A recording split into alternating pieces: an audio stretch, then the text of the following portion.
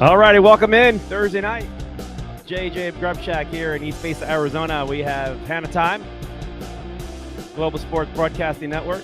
Cornelius, Brad, Hanna, going to bring you a couple hours of sports talk. I got two great guests. Former pitcher, Major League Baseball pitcher Kip Cross coming in at the bottom of the hour at 6:30 Pacific time. And then later on, we got Hanna Mancini, Mark Mancini coming in at 7:15. We're going to talk about everything else that's been going on. Watching Thursday Night Football, and not the greatest game, kind of a bore actually. But what we're going to talk about here is, well, for one, you can log in, chime in if you want to join the show and have comments. Go ahead and do it on the post itself. It's right there for you to come in on it. Just log in, get the link, click it, right? It says StreamYard right there. And then make your way in, and I'll pop you on. You can talk about that stuff with me. Also, besides Kip Cross coming in at 6:30, we're going to talk a little bit about the Arizona Cardinals, an update. Then we're also going to pop in NFL Week 6 preview and just some nice tidbits about Week 6 upcoming games this Sunday and Monday. And more NFL news about injury updates and things like that. Major League Baseball playoffs are coming in, right? Hot and heavy, well on the way in the divisional series, nationally, American League. We're going to break that all down. We're going to talk to Kip Cross about that too. And then we'll talk about this hot sauce, Joe Musgrove. Is that legal on the ears? I don't know, right? Reggie Jackson saying that he's the second most important black player in Major League history. And we'll talk about Aaron Judge. We're going to talk about Devontae Adams and that so-called assault after the game the other night. And the quarterback roughing the penalty stuff. And Tua and his update on his concussion protocol things. All that and more. Hanna Mancini at 7:15 right here on Global Sports Broadcasting Network itself. All right. With that being said,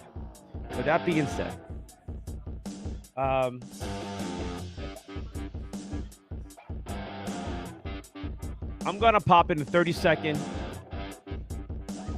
countdown for you. How about that? Then I'm going to jump in, get you guys going. Here we go.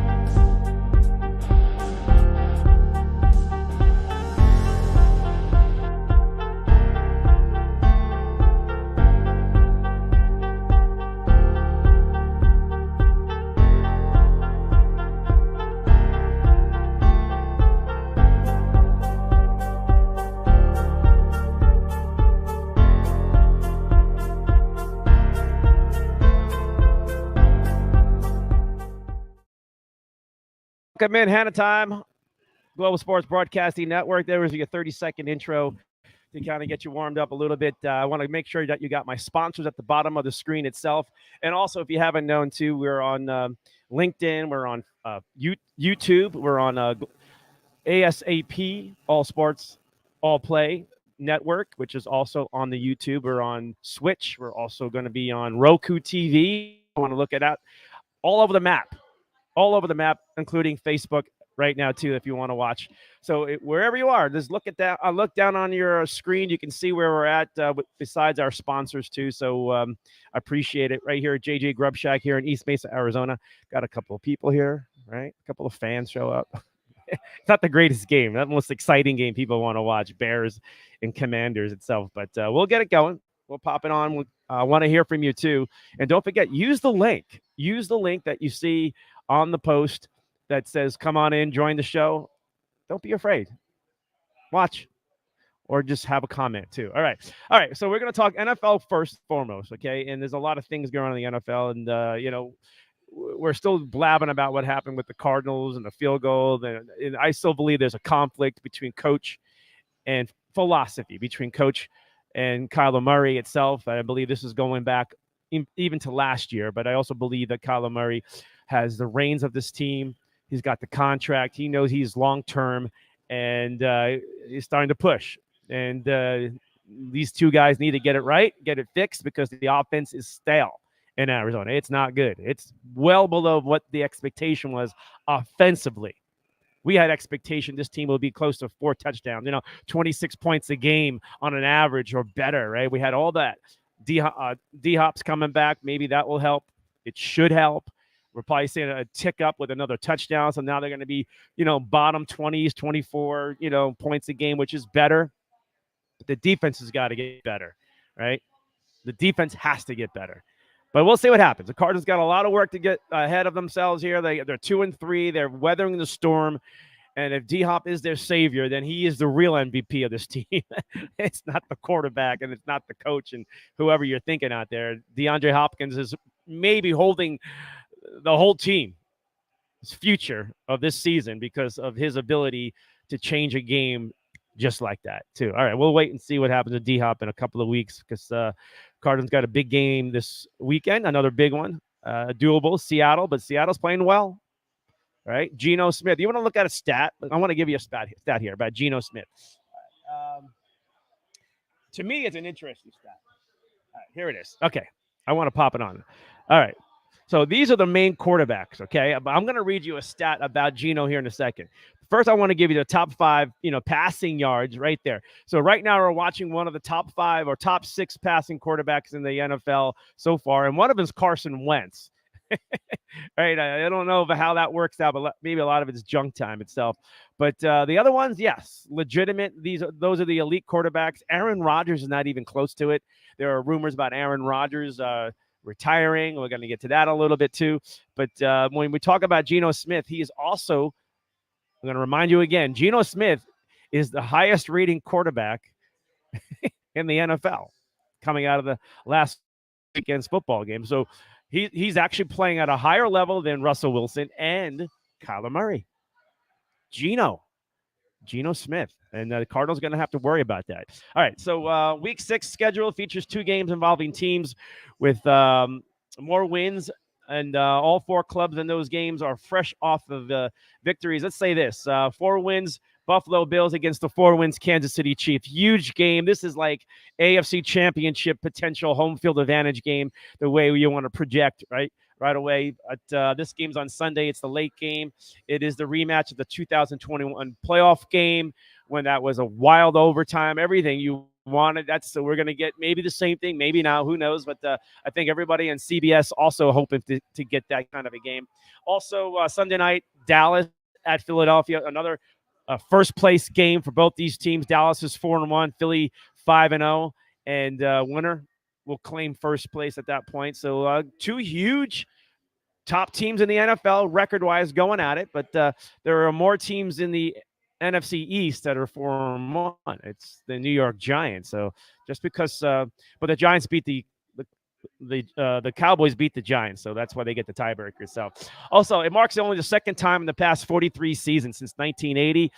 Multiple Week 6 games will pair teams with at least 4 wins, like I just mentioned. Let's see, and that's the NFL always has a way to structure their whole entire schedule. Right? They just know how to make sure they got the right matchups. They see what the schedule is set it up for, and then the quarterbacks. It really is the quarterback matchup that they're looking for more than ever. And then it's the team matchup. Then it's the record win-loss matchup. They are all over this every weekend. It's by design for the most part, right? You're going to make sure you get to see it. I'm not quite sure why Thursday Night Football hasn't turned out to be anything special, but there've been a lot of duds so far. Let's move it along. As we're talking about the Bill Belichick in his reign as maybe the top best coach of all time going into this week, he will. And he's in range of Papa Bear, Chicago Bears, former great head coach. Okay. And he has 323 single regular season wins and postseasons win. George Halas, Papa Bear itself, is second on the list. And right after that, first place is Don Shula from the Miami Dolphins. To me, Don Shula is still the greatest of all time. He still has the undefeated team. And he did it in an era where the game was so different, so hard to win. They went to 3 straight Super Bowls with him. He went to 4 or 5 Super Bowls, right? And he changed his style from the meat and grind of a football of the 70s into the Dan Marino era or the David Woodley era, right? When they went up against Washington, Don Shula is in first. But Bill Belichick can surpass George Halas. And then it's can he get to Don Shula? I hope he doesn't. I like Don's record and the clarity and the cleanliness of it. But all right, so tonight, Thursday night football, Ron Rivera is back in Chicago, where he once was and had a lot of success as a player, coach, things like that. And he was part of the '85 Bears team. It doesn't get a lot of mentions with it until you see him on TV as a coach. But as of right now, it's no score. I mean, it's probably, again, it looks like they should be playing preseason football still in the NFL. We're in week 6, and these teams can't score, and it's embarrassing. I think the NFL right now is cringing right now back in New York watching these two plays. This is the NFL product. People are turning it off. They're watching baseball right now. They're going to turn on the Padres-Dodger game. They're going to watch baseball, and this is what they don't want. And baseball may have a shot tonight to take over the ratings because this is a bore. This is nothing. Nobody cares. You'll probably tune into this game tonight with the Bears and Commanders somewhere in the fourth quarter just to see how's it going, or float through it and see what the score is, and then maybe watch it till the end if it's a close one. And the way it is, it probably will be. And if it's an overtime game, maybe still watch it. I don't know, but the big interest right now so far is baseball playoffs, and we'll talk about that with Kip Cross, former Major League Baseball player, who will be coming on here in about 15 minutes. Okay, about 15 minutes. Kip will be coming on too. I see your comments coming in. I appreciate Joel. I got you, Joel. Jay in the house. Troy. Hey, Troy. Right? He's going to Seattle. He's all pumped up. Dave Hoffman in the house. Thomas in the house. Kathy's there. Hi there. And Mary. Marianne also. Mariana, I should say. Oh, don't get mad at me. All right, let's move it along. How about Robert Saleh and Matt Leflore? These two guys are going to go at it. Yeah, the New York Jets are in second place, folks. The rise of those bottom teams are starting to come up now. They got all those draft picks. The New York Jets have done incredibly well with their first-round picks and everything that they got in this past draft, and they're all playing, and they're playing great. They got maybe the best pick so far in Sauce Gardner, the defensive back out of Louisville, who is just – I mean, he's got his island, and he's shutting it down, and he has really changed that defense. There's one player, that cornerback, right? The Jets got him, one of the great picks of the draft itself, and they also got another one, Johnson, the defensive end out of Florida State. The Jets did really good the last couple of years, and now if their quarterback, Zach Wilson, can continue, he's won a couple of games now, and the Jets are on the move. Can this be their year where the Bengals were, right? Remember a couple of years ago, the Bengals were in last place, and everybody was laughing at them. They got their quarterback and got some draft picks, and boom, they rise up. Just saying, eventually those draft picks have to come through, right? And the Jets maybe have finally struck it good here with some gold. But they're going to go up against the Packers in Green Bay, and Matt Leflore and Robert Saleh have had experiences together.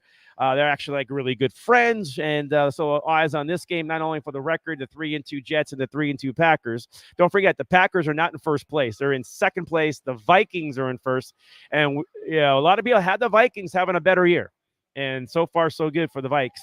But the Packers trying to find themselves a little bit. The Jets discovering themselves now. We're in week 6, right? Who's going to emerge after week 6 as for real, right? So let's get this right here about these two guys. They were roommates. And serving as assistant coaches at Central Michigan, all right? And Leflore, younger brother Mike Leflore, is the Jets offensive coordinator. So this is really becoming more of a friend and family kind of a game. Let's say this. Both of them were groomsmen at each other's weddings, the head coaches. So when you watch this game, there's a lot of love on the sidelines, but during the game, they want the bragging rights, these two. All right. Also, about this weekend, number 3. Let's say this. The number of the seasons since 1970, the league merger, which every NFL team had at least one win entering Week 6, 1990, 2018, and 2022. Every team has had a win. So all the defeated teams gone, right? They all have a win right now. That's good. NFL likes that, right? Spotlight individual matchups. We talked about it, Josh Allen and Patrick Mahomes for sure. And the other game that we got to keep an eye on, we talked about the Vikings and the Dolphins a little bit. But the Dolphins are 3-2. They had that 3-0 start. They have a lot of injuries. They don't know who's going to quarterback. Who is going to quarterback the Miami Dolphins? It's a third string backup. They're real cautious about Tua because if anything goes wrong, they say he's practicing or he's out there this week on the practice field, but they're going to be really cautious. And their backup, Bridgewater, is not expected to play either, so they're going to have to go with their third string. And then the Vikings are loving it. Okay, they must be loving it. This is in Miami, though, and it's always hard to play in Miami because of the weather, the humidity itself. And let's see how Minnesota comes into Miami and handles that. Miami has always had an advantage with their heat, and good teams come in there and melt. Okay, this ask the New England Patriots for all those great years with Brady. They've struggled and always struggled in Miami.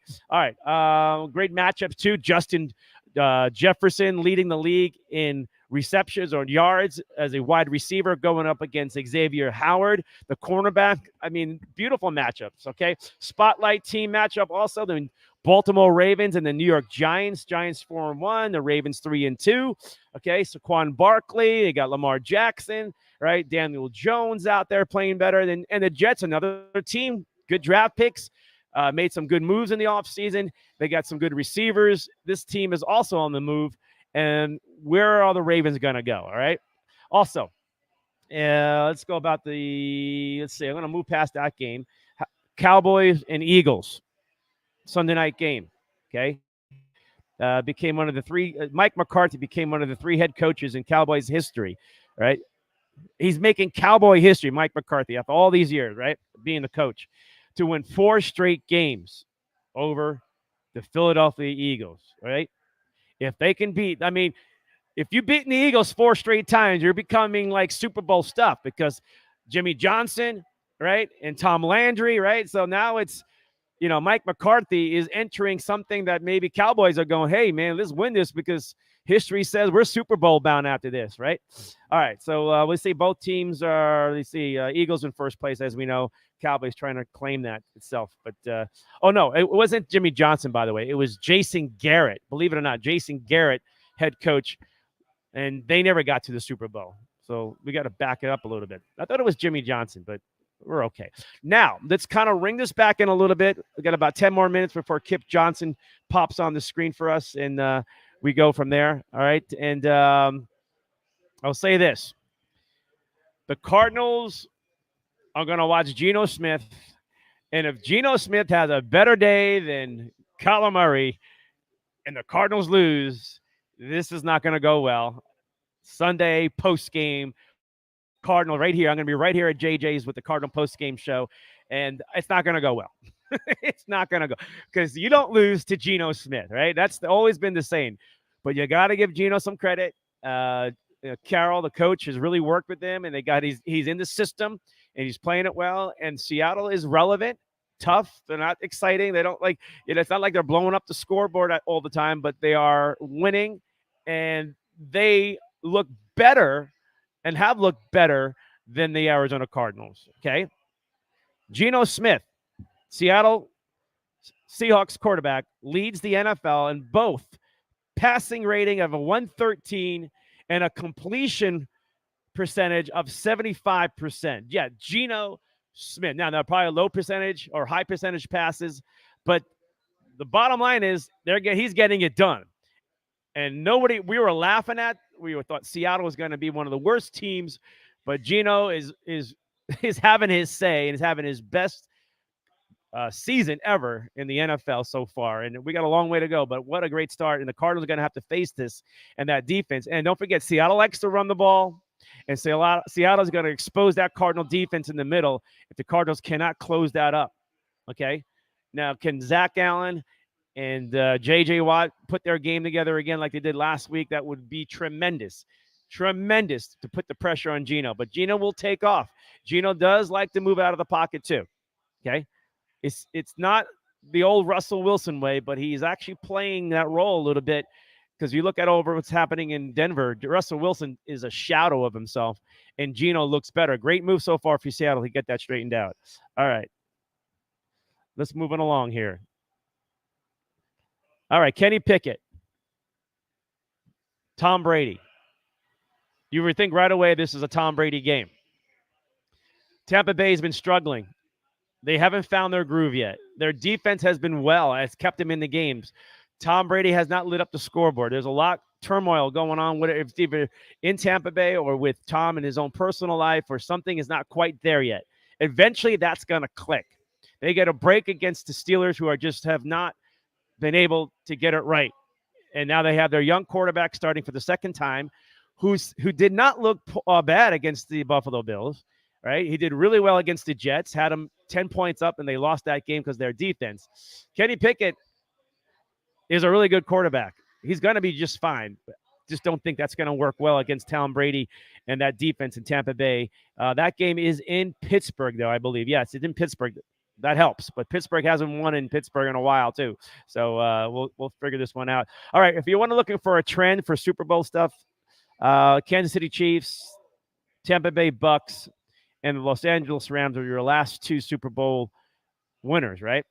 Their the combined record over the balance of their season after their respective buys, after the bye week. Okay. This is what you're looking for when teams are doing well after the bye week, 14-2. Okay. If there's a team that you're really big on and going to the Super Bowl, monitor their bye week. Monitor their bye week, and you'll know for sure where they're heading.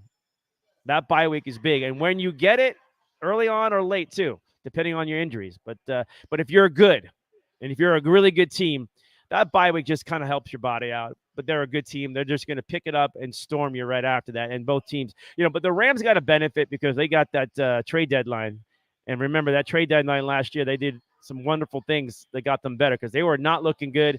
They were in serious trouble going into that break or into that trade deadline. And they made a lot of moves. All right. We're going to move this along. I'm going to get past that game too. All right.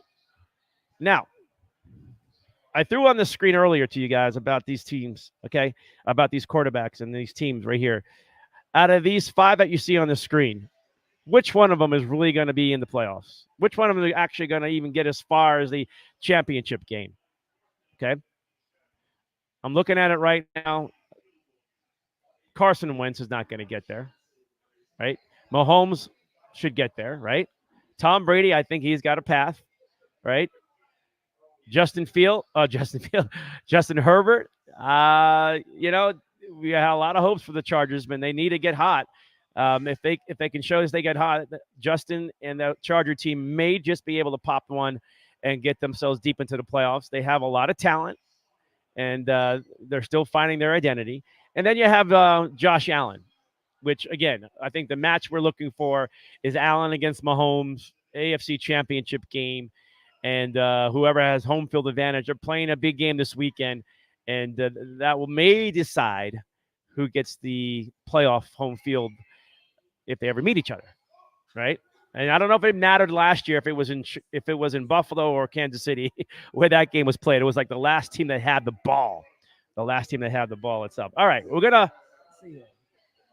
about a minute away here. I'm going to pop on Kip Cross, former Major League Baseball player. And we're going to talk a lot of baseball, a lot of playoffs going on right now. And let me see. I got something else to pop you. Hang on.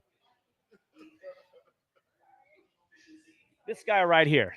I got to pop him on. Aaron Rodgers. There is big rumors that popped today that Aaron Rodgers is thinking about or has told somebody.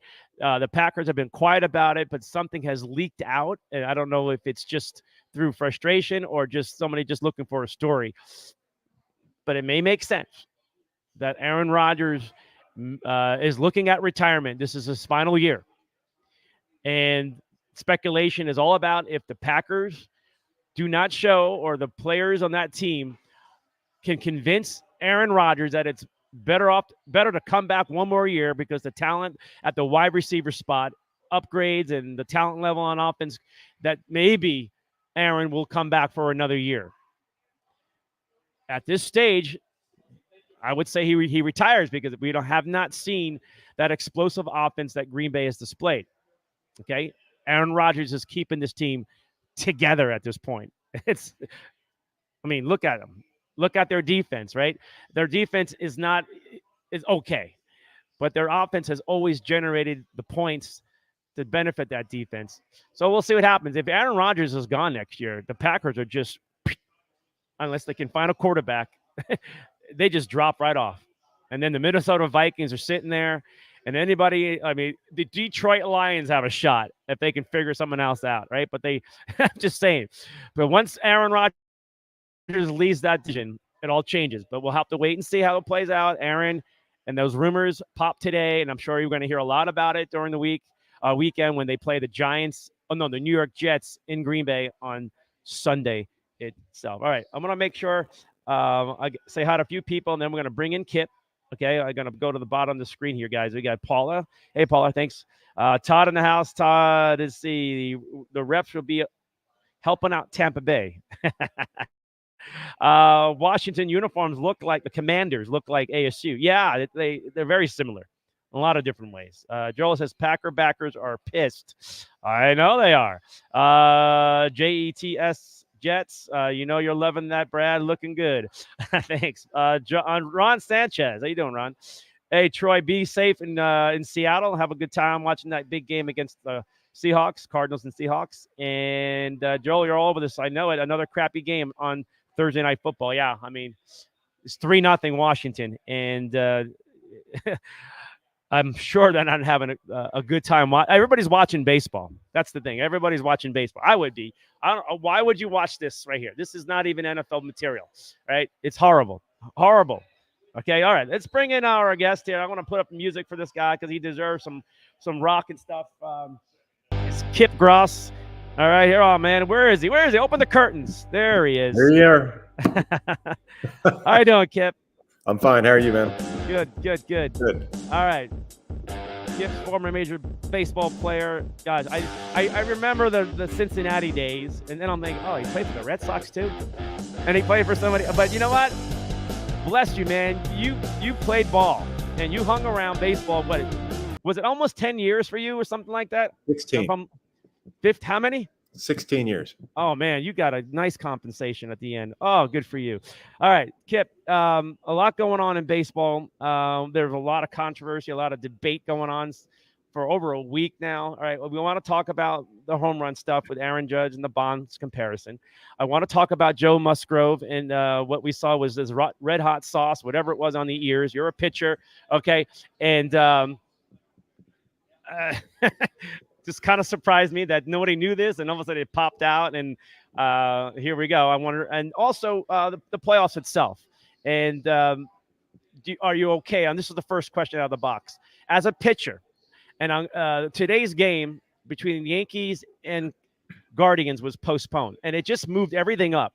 And if you're a Guardian fan, and you're Bieber, which is their best pitcher, he pitches just one game and maybe comes out of the bullpen if there's a game 5, right? How frustrating would be for a pitcher that you've been through or you've experienced it and witnessed to know that you want to pitch and weather changes everything. And they have 3 games in a row in this series. It was designed that way. There's no room to rest and have that extra day to get your staff ready for, not being used too much. Explain that dynamic and why it, in my eyes, doesn't help. It doesn't help both teams in that matter. Yeah, number one, I don't understand why they're going a game and then an off day. That just I don't get that at all. There's no rhyme or reason to that. Shouldn't happen like that. Play the games, but it's all about money, so that's what they're doing. They're milking as much TV as they can out of the whole thing. As far as a pitcher not starting the day he's supposed to start, it's huge because you've done everything. You have your routine throughout the year, and when that day comes, it's all or nothing, and you got to put it all out on the line. And then when it doesn't happen, it's pretty big letdown. And then next thing you know, you got to kind of try to change something to keep in that routine. And so it's not an easy thing. It's more mental than anything. There's no question. Right. Some guys don't want to feel as strong as other guys on the mound, and so they want to go that every 5th day or every day that they're supposed to go. And so when you don't feel as strong, your ball moves more. You might get a little more sink, and some of those guys that have that don't have that anymore. Now the ball flattens out for them because they're a little stronger with an extra day or so. And so now that you wonder, why is he getting hit if he's got extra rest? Well, because he's so used to pitching with what he has on those days he's supposed to start. Kip, I want the one thing that I kept seeing in today's game, Astros in Seattle game itself. Yes. You know, two great pitchers going at it. I thought Castillo was great, and when you've been up against some really deep lineups, okay, Castillo is a great arm. How just explain for the average fan the mental planning, the mental stress on the mound, and having to go through a batting order as well put together as the Astros in their home field like that, and how you really can't make mistakes. And he made just maybe 2 mistakes in that game, and it cost him. Right? What does a pitcher go through on that mound, and and how much like energy is being used? Because we hear that term a lot. He's working hard. I don't know if he worked that hard because he was up to like 60 pitches in the 6th innings, which I thought it was pretty good. But it also explains to you that you can't miss anything when up against good teams like that. No, and that's what happened today. As good as his stuff is, and he's got tremendous stuff. I mean, he's filthy right now. But the problem is when you elevate those balls that move, the ball goes sideways instead of going down some. And so now that heavy sinker that you're throwing as hard gets is now elevated. So it's just easier to hit because the hands are already there. And so that's why you don't want to pitch certain guys up. And if you do, you better go way up, because you saw what happened today, 2 home runs that just killed him. And the short porch in Houston, it's ridiculous. Hell, I hit a home run there in batting practice one time. It's so short. And so it really is. It's a very, very short porch. And so, how do you pitch in a stadium like that, Kip? Like, you know what? You can't really pitch the stadiums. I never did. I pitched to the hitter, and I pitched to my strength. And if I could get to his negative or his non-strength, I would do it at certain times. But if you're worried about a short porch and left, you're going to have big problems because you still got to pitch your game. And if he hits one out, he hits one out. But obviously, he's locked in right now. And that's why they walked in the next at bat, too, with runners on, because, why do that? And then Bregman comes up and hits a single to right. But, I think he made the right decision by walking him. But at the same time, if he'd have kept those pitches down earlier, he wouldn't have that problem. But that's the problem with his mindset these days with the pitchers is they're going to go as hard as they can, as long as they can. And you see more balls today missing over the plate than I've ever seen than I did when I was playing. You didn't see balls miss over the plate like that. And it's because they believe that the velocity is going to take over the hitter, and it doesn't at that level. Good hitters are good hitters. It doesn't matter how hard you throw.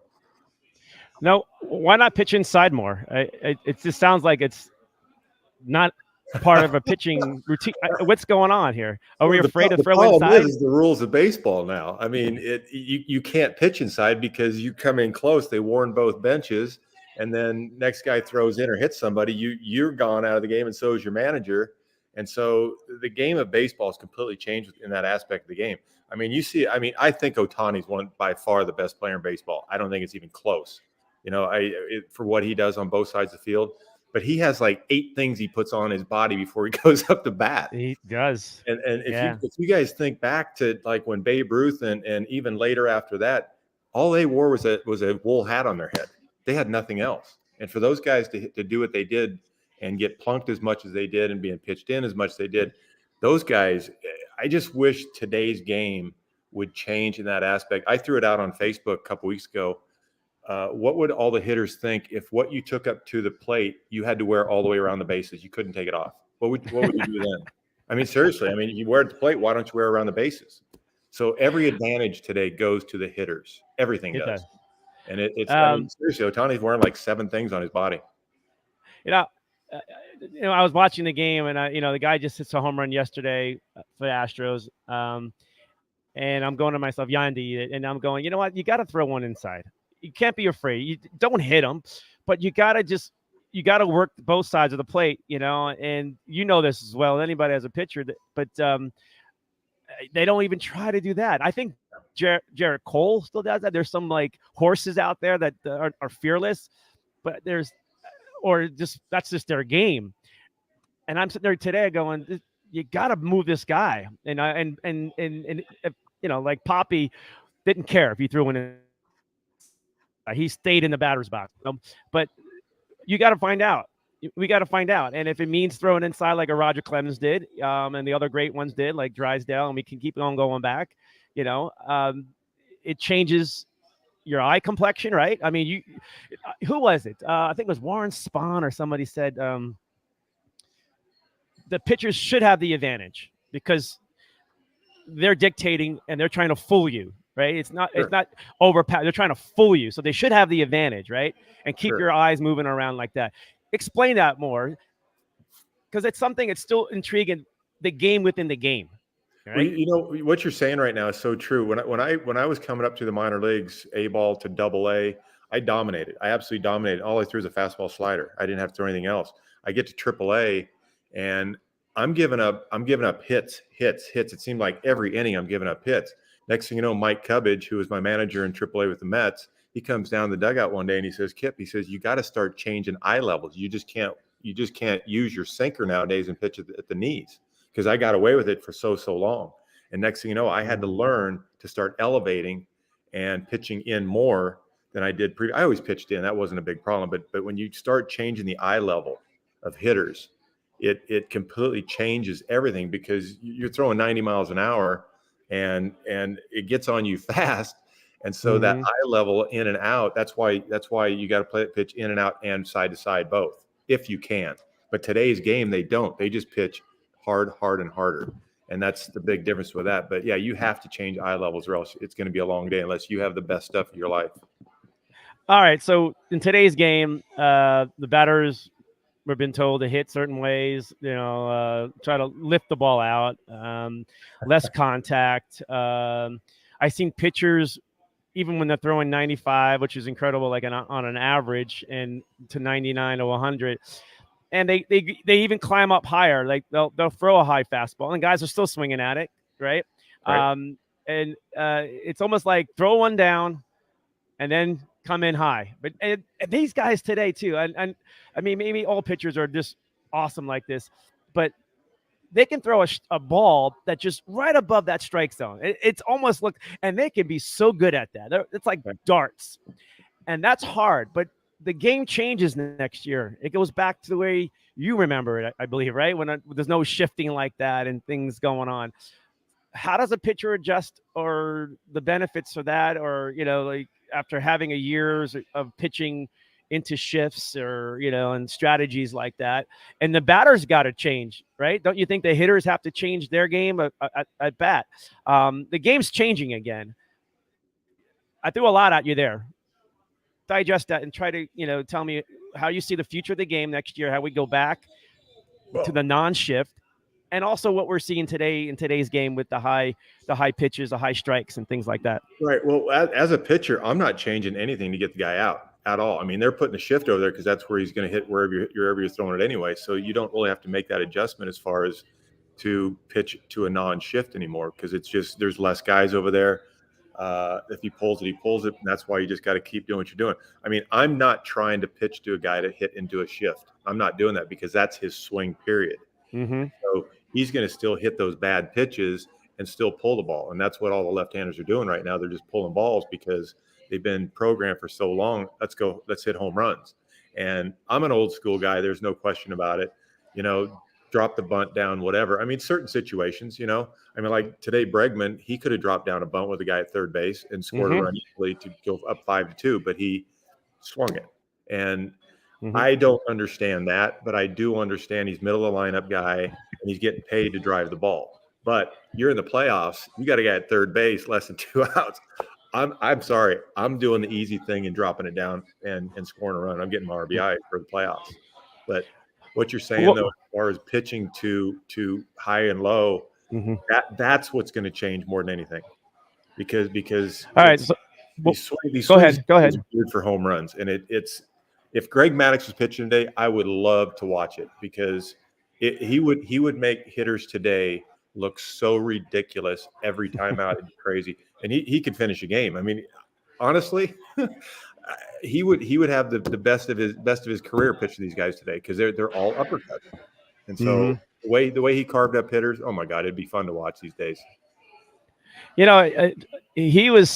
painted the corners, and he was a dart thrower, and he wasn't powering, and we all get caught up in the power pitcher. But the art is still pitching. There's an art to it, and there's many ways to throw a fastball, right? There's many ways to throw your curve and, locate your curve in a certain way, and there's, he was a magician out there, right? Yeah. and he kept the ball low, right? That's what I always remember. He would never it was low or lower and to the sides, inside or outside. He'll just work the corners and that's it. But it was always down, always down, Right. always down. And not today's game. Today, obviously, those guys are looking for those low pitches. But anyway, did you ever go up against him, like pitching against him? No, I watched him pitch several times, and it's just fun to watch a guy like that throw because he very rarely threw any balls, and if he did throw a ball, it was on purpose. If he walked somebody, it was an intentional walk for the most part. I mean, if you go look at his numbers over his career, walks with 3-0 counts and all that, it's absolutely crazy. But you're talking about the not throwing overly power pitchers. You go back and look at Doug Jones. Most people don't even know who Doug Jones is. He saved I remember. Yeah. The man never threw a fastball. He threw 3 changeups is all he ever threw, and he had 300 saves. And they say that guys like that can't be effective today. Why? Why can't they be effective? The reason they can't be effective is because they don't get a chance anymore. That's the problem. Yeah, we were watching Clayton Kershaw last night, and he was throwing from 70 to 91 throughout right. Greatest pitcher in Dodger history, I'd say. Just struggles in the postseason. I don't know what it is. He had that one year when they won it all. I think he had 1 or 2 great starts that kind of broke that monkey off his back kind of thing. But last night we saw it again. But he is another example who changed his game and went to the slower stuff and kept changing speeds and everything you're saying right now. And that's, to me, I love watching baseball is those kind of things. TV is a lot better than person because you really don't get to see the strike zone. Right. But you enjoy it. You enjoy and what the pitcher's trying to do and the hitter's trying to figure it out and be disciplined and, and stay away. I was watching the Yankee Guardian game in game 1 and what's his name? The pitcher for the Guardians. He would throw a strike, maybe one batter. Anything else was away or down. Like he just would not come in. He would not come in. And I think he had like given up 1 or 2 hits and he was actually doing pretty good. And then I think he just 5th inning, he got worn down and they got to him a little bit more. Anyway, I want to pop this on. Is this one of your favorite cards? That was one of my, just a Reds card. I don't even know what to say, 92. So it's probably 91, my second year with the Reds. Yeah. So that means you were a batter too. So you had a hit. I hit, yes. How are you? I didn't flip the card over. How are you? You know what? I honestly don't know what it was. I think I was around a 165 hit or something like that. I put the ball in play for the most part. I did. One year I was 3 for 3. I highest batting average in baseball. That's awesome. 160. And this guy's batting 160, still playing in this league today. So I mean, it's the average crazy? Is like 230, 240. It's pretty bad. And that's the way they structured their systems. It's the lifting the ball and driving it and swing for the fences and don't worry about the strike. This is what you get. This is what you get. And it's been great for the pitchers, but but the weird thing is the pitchers' ERAs are not like, outstanding dominant numbers, right? No, it's kind of weird. Yeah, I don't understand this all the time, and everything they've changed about baseball. The runs scored per game are about the same. ERAs are still about the same. The only difference is there's strikeouts and the average has gone way down. And it's just not, it's not that fun to watch. I mean, my son and I went to a bunch of Diamondbacks games this year, and I mean, it's just like K. It's not that fun to watch for me anyway. Even it's fun to watch like a moose of a horse of a pitcher out there who knows, like if Randy Johnson out there, you go to watch him throw and strike people out. Like that's why you bought the ticket basically, right? But to see all the other ones, not as exciting. It's just another out, and that's the great thing that I'm glad you kind of tapped into that because the home run and the strikeout used to be like big deal. Yes. It's like, like you struck him out, right? Or the home run was like, that's a, but it's almost like it's another home run. Like, Yeah, it is. it's all been gone. Like the juiced up guys back then in the juiced up league, like, and you were right through it. I think you had to deal with it as a pitcher, right? Well, I did. So, Yes. but I took away that glorified home run, that glorified now in baseball, the strikeout. It's like those were like the two biggest highlights in all of sports was the home run, right? Like Yes. that was a highlight. Now it's like, oh, that's cool, right? But anyway, I want to show you something here, right? Yeah. Let's get to the Joe Musgrove stuff. Oh, I had you on the screen for a while. Look at that. It's okay. It's okay. Where am I going? Is this the Joe stuff? Yeah. I'm trying to pop it on for you. Okay, here we go. All right, so this is an angle. Actually, this is Joe. Like, looks like he's fingering off the Mets dugout, but he's giving a gesture because moments prior, the game stopped. Buck Showalter, the Mets. This is last weekend. He looked like he got desperate. Mets were down like 5 or 6-0, whatever it was, and he needed to change the game, get in the pitcher's head, maybe. All right. Or maybe there was something going on there because his ears, and you really can't see it well here, but they were a little swollen. They had a lot of red to it. And of course, why wouldn't you as a manager? And I don't know why Buck got a lot of heat for it, but he did the right thing as a manager. You do what you can, and it's kind of old school way of doing it, which is fine. But at the same time, who was it? McCutchen. Andrew McCutchen said, and this is where I found it, where he comes up and says, this is common, and pitchers use it to keep them focused. And I'm like, okay. And then I'm thinking, well, it's still a substance, though. But I guess it's not greasy. And I know they touched his ears, but it's like he's using something. So I'm really confused about the substance rule to everything. And I walked away going, I got to ask you this. And that's why I have the photo on the screen. Your thoughts first about it and how it all played out. And then my question is this substance use still, no matter what you say? The umps let them go. They let them pitch, and it played out. And that's why so your thoughts and digest this for me, please. Well, I've known Buck for a long, long time. I knew him before he was the Diamondbacks manager way, way back when. And he's a good guy. He's a sharp baseball guy, no question about it. But if you call a pitcher on something like that, you better be right. That's all I can tell you, because it's going to haunt you the rest of your career, and that's what's going to happen. I mean, he's going to be known for this because he didn't get busted with anything. Did he have anything on his ear? I have no idea, but I can tell you right now, I've done this 1,000 times on a mound. I have no question. Rub my ear with my jersey, whatever, and it just you get into little intricacies when you're out there on the mound. You don't even know you're doing them. Like Lou Piniella used to do his hat constantly his hat. I mean, these are things guys do, and it might be something that he's done his whole career, and it just kind of looked weird because these averages, he was way over his average on spin rate. Okay, whatever. My question is with this whole thing is, what's his biggest spin rate ever been on these pitches? Not his average. I want to know his highest, because that's what we need to go up. We're talking about the playoffs here with all the adrenaline out there. I mean, pretty good chance he was amped up a little bit, so those averages don't count anymore. Those are just averages. Let's go with his highest and see how high they are from there now. And that's what I'm going to go by. Okay. And so, you know what? Do pitchers still cheat? Hell yes, they cheat. Do hitters cheat? Hell yes, they cheat. And that's it. All players cheat. It's always been that way. It'll always be that way. As long as they're paying these guys millions and millions of dollars, they're going to cheat.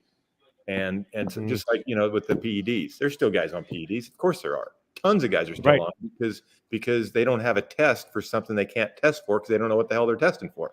So there's all things going on out there. But, it is what it is. Like I said, if you're going to call somebody on something, you better be right. All right. So the Astros got called out, and Joe Musgrove was a former Astros. He was part of that run. Yep. And I'm gonna read it to you. I gotta lean down and look at this and read it to you off the screen. I still didn't feel right about wearing that World Series ring around. He said he was kind of like, it's tarnished. Okay. All right. So I'll leave it right there. That's enough, right? That first sentence right there explains it all, and explains Joe as a character, not a character funny, but like his character and his integrity with the game itself. And I kind of like that. And what happened and this is like I found this right before the game against the Mets when he pitched. And I'm like, I like Joe. I think this guy's probably a mentally tough pitcher. And I want to watch him again pitch for sure. But your take on that Astro thing, and I'm going to follow it up with something. I'll say it now so I can throw it at you. Okay. All right. So I'm watching the Astros the last couple of games, and I'm trying to be clear about this. And I'm watching all the other teams too. I'm not comfortable, and I have Joe on the screen because he's not quite digging the ring for his World Series that he won with the Astros back then when there was all scandal involved. All right. The pitch calm where the catcher has got his wristband and he can, hit little buttons and tell the pitcher what's going on. And then there's 3 fielders in the field that get to have the calm in their hat to hear. And all right, I'll see you soon. You got it. All right. What I'm getting to is,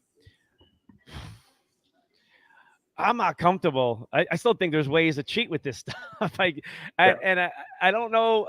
I know you can't see the signals anymore because they don't really. Do they flash? I'm trying to think now. Some do. Some don't.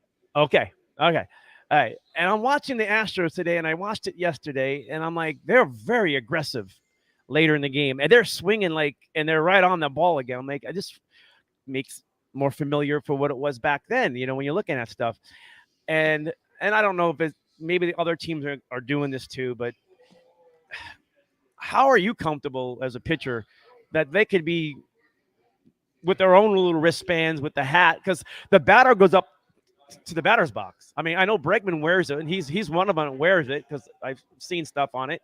I think a lot of the shortstops wear it for up the middle stuff. All right. I'm not calling out the Astros for cheating now, but it kind of brought it to my attention how aggressive they were. I'm going, I have to question something here because I'm not comfortable with technology. And it was technology that kind of stimulated a lot of this. And now we're still feeding the technology. And I want the game, just let it be, old school, like you put it. Right. But the pitch con, the pluses and minuses and the fear that I threw out there. You know what? First of all, let's go back to the guy that gave it up about the Astros. I played 16 years of baseball. My only goal for 16 years is to be a good teammate. And when you got a guy that goes away, now you're away from the team and you call out a full team, I don't dig that at all. I mean, he's right. There's no question about it. But I guarantee you, the team he's playing on right now, they do the same thing. Maybe not the same way, but they cheat. I didn't play on one team in 16 years that didn't cheat. And I can promise you, not one. The Mets, the Reds, the Dodgers, Houston, Boston, they all cheated. And I mean, it was blatant. I mean, there were stadiums where people were putting flashcards out in center field for my gosh. I mean, it just that's what I'm saying. Everybody cheats, and if you can get away with it, you can get away with it. Like I said, if you're going to call somebody out, don't be wrong. Now, as far as the Astros now, they're in everybody's head. They're still in everybody's head. That's all it is. Who in their right mind right now for the Astros is going to do something during these playoffs? I mean, can you even imagine the lash that they would get from baseball and the commissioner and everything if they got caught cheating right now? It would be horrible, but they're in their head. And so when you're seeing those swings late in the game, you're seeing a good hitter that now is seeing a pitcher that's throwing mainly fastballs. And these pitch comp things, I am 100% against them. I mean, I can't even tell you how against I am. Just figure out your signs and go with your signs. Right. Whatever outs there are, whatever. I mean, I've been to several games this year, and they're trying to speed up the game. This thing slows down the game big time. I mean, you got pitchers putting their glove up on their ears, just like here. You got Chapman; he's putting his hand over his ear so he can hear. You're right. You got so many times I can't even tell you it went out during the game, so they had to go swap it out with somebody else, or a shortstop brought his into the pitcher. And then the shortstop doesn't have one, so they got to take him another one 2 pitches later. It's way early for this, and they need to figure it out if they're going to do it. I honestly don't like any electronics whatsoever in the ballpark at all. When I was with the Dodgers, guys would go in between innings. They'd look at their at-bats on TV. I don't even like that. I don't. I mean, it's a form of cheating. I mean, yes, it is. So I mean, it really isn't, but it really is in both sense of the matter. But now it's the electronics. Just get rid of all electronics and it's over with. Put all the paper in front of you if you want, but if it's got a battery or electricity to it, get rid of it. That's my thing. All right, I want to. I want to try to see if you can recognize this stuff. Do you know what that is? Isn't that something you take for steroids? That's close to it. Yeah. It's called. I've heard the terms Antler Dust. There you go. And I bought it, Kip. I bought the stuff. I'm experimenting with it. Are you growing new fingers or anything? I don't know what I'm growing right now, but I want to know, and I've been told about this. And I don't know if guys who got away from the steroid stuff and they started finding other stuff that can't get detected, right, and help the body and heal the body and increases the hormones in your body and things like that. I even put on the screen. People can't read it maybe, but all the whatever on the back side of the package. Right. And this is what it looks like. It tastes sort of like a light coffee brew, like very, very light. No real taste, just kind of like that little grind to it, but it's nice.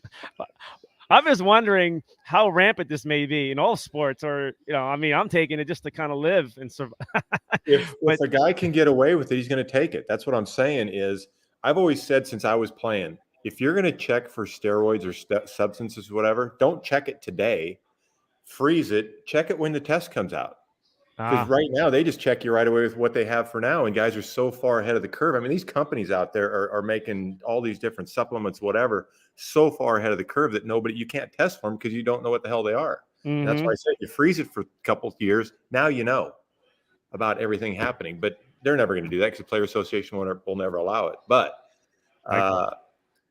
I will say this. I never took steroids. I never even attempted to do it because way back when I was a Lyle Alzado fan and then he went down with everything he was doing. And I'm like, God, I just can't do that. But I will say this. After retiring from the game and taking some HGH, I would have done HGH. There's no question I would have. Not a question. It's still cheating, but it's not growing you. All it's doing is healing you faster is what it does. And it's sooner or later, I think they're going to change some things in Major League Baseball. I really do, because you can't keep doing this. I mean, yeah, Barry Bonds going out there, going up 6 hat sizes and just that's crazy. Whatever. It is what it is. But by the way, that was fun to watch him. it was fun. That was fun to watch him. That's one of the reasons why I threw this stuff at you a little bit and to everybody is because what we went through last week with the Aaron Judge home run chase of 61 and getting that record, and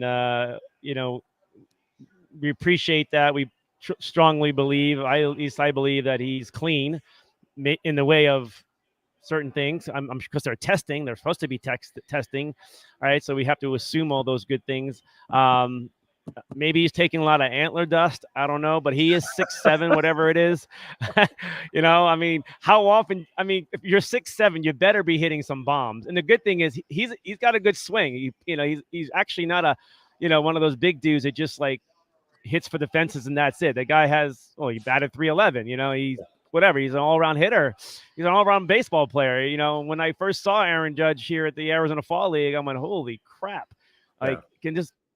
And I'm like, this guy's like a tight end. Like he's like, Kelsey of the Chiefs, and he can hit. It's like, it's nuts. And I'm thinking, all right, everybody's going to look for the next Aaron Judge. And now you look around, there are so many guys, 6'5", 6'6", 6'7", and and the game is going into that Avatar movie, version of the athlete, right. Tall and lanky and big. And so I would have to give Aaron the benefit of the doubt that this is the athlete that we're looking at that are real. And I don't think Aaron changed his, I'm going to put him on the screen as I'm doing this. I don't think Aaron changed his body size or anything pretty much to be at this point, to hit right. 62. I imagine if he was on all that stuff that those guys were taking, would he hit 80, 90? Like, Yeah, you know? the one thing about Judge this year, I don't know if he's on anything. I have no clue. It doesn't matter. But I will say this: why do they keep pitching to him all the time? I mean, all year long they just kept pitching to him. And honestly, I gotta put one in his ear hole sooner or later. I mean, I'm putting him down because you've got. I mean, I've been to so many games this year, and I've watched shit. The one game I went to the Diamondbacks this year, they had 5 home runs in the first inning. First inning, there was 5 home runs. Not one guy had his feet moved. I watched the Dodgers have 20-something hits one game in the 7th inning. Not one hitter moved his feet. Nobody moves their feet. So I don't see any reason why a 6'7" Judge can't hit 62 home runs in the big leagues right now when they're pitching to him. Why not? But I guarantee you, if he was pitching 20, or if he was playing 20 years ago, he wouldn't hit 62 home runs a day. Not a chance. You know, it's a good point. Very good point. Guys are way too comfortable in the batter's box. And, you know, after guys hitting home runs like that and you're a pitcher standing there, you're thinking like, all right, they're not taking me out yet. I got to save the bullpen. Like, all right, so I'm going to have to you're going to have to make that change, like you said, and throw some heat inside and back them off a little bit and change the energy. And, Right. you know, and also helps your teammates too. I'm sure that when you see your pitcher who's like, you know, taking some, you know, throwing some stuff like that, you know, that's some leadership role there. You know, it has a lot of good element to it. When Judge hit 62, the comparisons came out right away about who's legitimate and who's not. And I do know the Hall of Fame doesn't recognize the ball in the way of, it has an asterisk on it. It has an asterisk on both baseballs. And he's not in the Hall. Maybe he gets in because, I don't know, maybe the years go by. I don't know. But, you know, there's a lot of guys that will get in if that's the case. And the other thing is, it was a cream, and there was a lot of, and he said he didn't know, you know, that's why it was so shady. And everybody says, oh, he never got caught, and he was never there.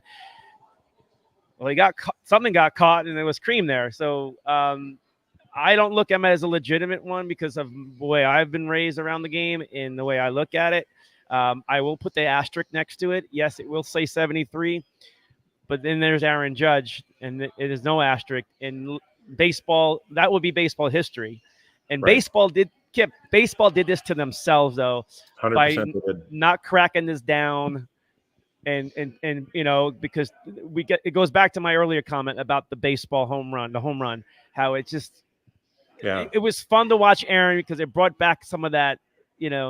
It was great for baseball. Right. So your thoughts again on this one with Aaron and the Bonds chase stuff. Well, first of all, we all know that Bonds was on something. There's no. I mean, shit. The guy grew 100 pounds extra. Is I mean, just it was huge, and now he's back to his normal side when he was with Pittsburgh. So obviously something was going on. But you know, the thing is, it's still a record.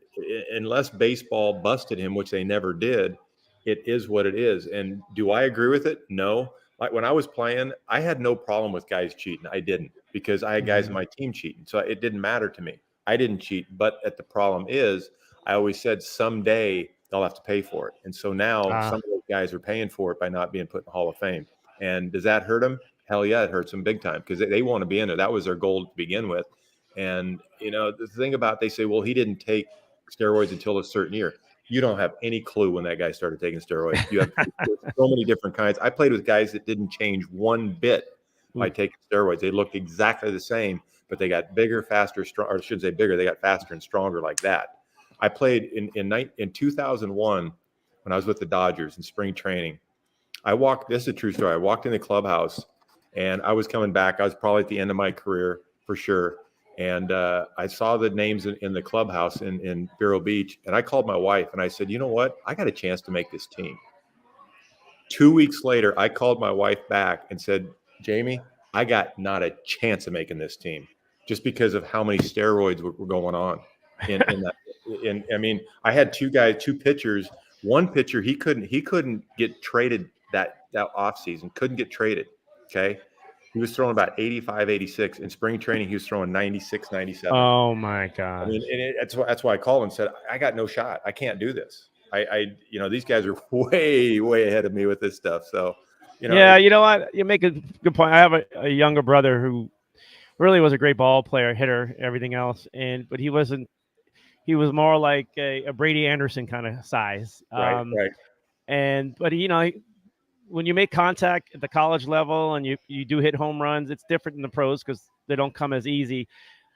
But there were scouts looking at him and everything, but he wasn't a bash brother. Like he wasn't tall and big, and my brother unfortunately started taking it because he says, I have no choice. I can't compete. I got to find an edge here and that's what he's a great example of what happened and what is, you know what I'm saying? And he's just trying to keep up. That's all he's doing, trying to keep up. And I get that. Yeah. It's a tough path to run on too. I know I had you longer than Norm, man. This is crazy. Hey, one thing I just want to clarify: not everybody on the Dodgers was taking steroids at that time. I just know that there's some guys that were, or they were on something. What they were, I don't know. But we had guys going from 83, 86 to throwing 95, 97 within in 1 year. So who is their ace bullpen guy, closer? I'm not saying. Okay, never mind. Those names are not coming out of my mouth right now. Sorry. I can assume that. But anyway, here's something. You know what? They've all admitted it for the most part now. So they did. Yeah. I do give Andy Pettit some credit, who said he hurt his arm in Houston, and he wanted to get back, so that's why he took it. And he was probably the only one that really. I don't think anybody's really come out like Andy Pettit did and just say, you know what, I screwed up. This was what I was trying to do. I was trying to just get my arm stronger. And I wasn't meant to be like juiced up all the time. I was just trying to heal my body so I can get back. It took him 2 years, and anyway, and I thought that was honorable. Like he's an honorable guy. But after that, I don't think anybody really jumped out there and said, yeah, and raised their hand.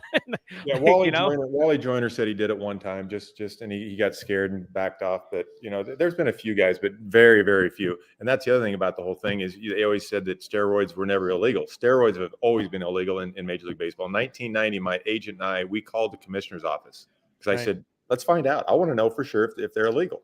We called and they said, of course as long as it's on if you can get busted in society with it, they didn't have to put it on a list. Just like cocaine, they didn't have to put cocaine on the substance abuse list because it was already illegal in society. So a lot of people don't understand that. Just because they started testing for it is a different story. I'm going to throw you one here that I don't know if it's Reggie Jackson. He's always been stirring the drink, right? He always has. All right, I'm going to read it to you. This is what Reggie says. He says, I'm going to try to get my mic down right. After Jackie Robinson, the most important black in baseball history is Reggie Jackson. and that's what Reggie said. That's his quote. Of course he did. So he's Reggie. Right. I mean, he was pretty significant, and he definitely was a pop star for the game during his time. There's no doubt. Oh. Well, when people start talking about themselves like that, there's only one thing I can say about them. That's just me. It starts with an N. So, right. He's a narcissist. I mean, that's pretty much people that talk like that. They're narcissists, and that's they like talking about themselves. Was Reggie good? He was really, really good. But was he that like Jackie Robinson? No, he was not Jackie Robinson by any means.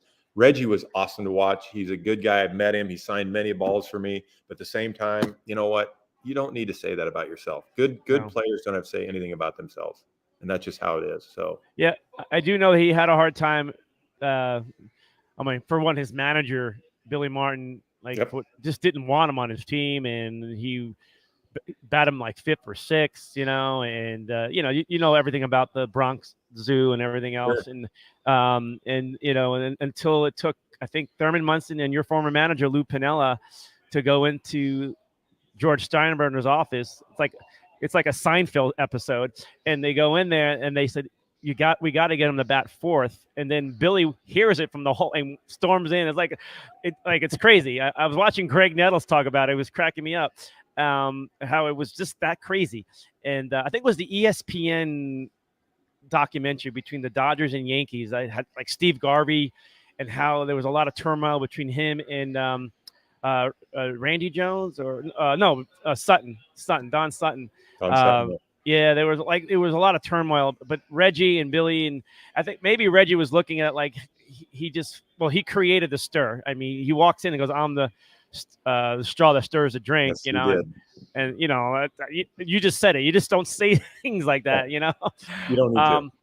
But anyway, I appreciate your time, man. I really can go on forever and talk baseball, but I do want to bring you back as we enter like the World Series and reflection on some of we're a couple of weeks away. It will be November, which is really strange still because they say it's they don't even say what is it, October. You're talking about Mr. October right now, so then you go to November. So right. yeah. I mean, when you have Mr. November, I mean, we got one thing out of it. That was the Diamondbacks championship, but with Derek Jeter.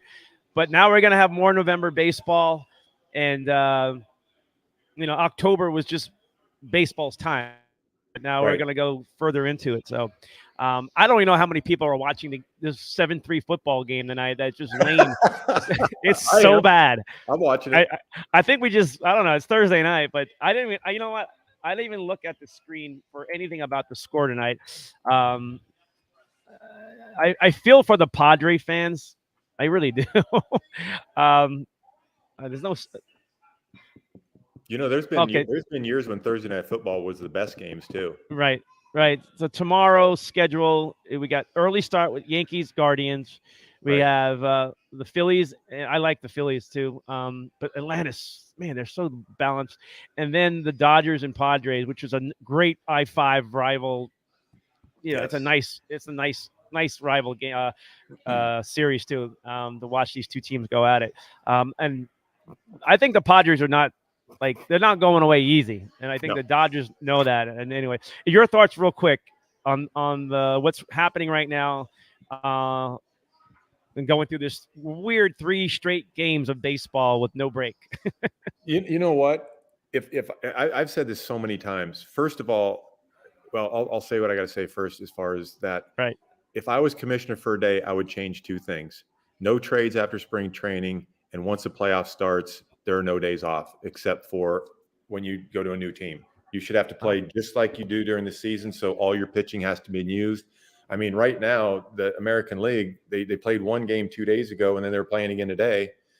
I don't get that. What are you doing? I mean, you're given the advantage to a certain team with the pitching that the other team doesn't have. But if you went straight through consecutively, you're going to play just like you did during the regular season. And that's why I've never understood the playoffs and why they'd have those travel days with no game. You travel and you play during the season. Why not travel and play during the playoffs? I've never understood that. They want. I mean, I can only understand that it's about the networks and trying to get what they want out of it, the best they can, because they spend a lot of money, and they do call New York, and they're on that phone, and they push for that schedule that they need, and it's almost like they're bargaining with the other networks. All right, you want that? I want this night, and we have to skip a day. It's like, and that's what's happening. It has nothing to do with the game. It's about the dollar. All about the dollar. Yep, and it's unfortunate. You're right. You're right on with that. But I've heard conversations like that, and I'm around Fox Sports a lot, so I hear a lot of these things, and I'm pretty sure that's what we're getting again. Yep. With what we're getting again, and and they're getting the pitcher matchup, and you are. I mean, I can understand they want the big hosses out there, but at the same time, let's play like we played the regular season.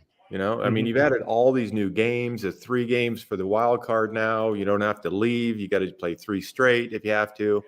I mean, I get that. Now you're not just playing 1 game, and baseball is different where the home field advantage isn't that great. But at the same time, they got to figure this out because you got $1 billion industry, and it's what's going on with these seeds and stuff. They got to figure this out. All right, Kip, man, I held you way beyond the 20 minutes. I had you freaking 40 minutes. Holy smokes. There you Amazing. go. But baseball does this, man. I'll talk forever.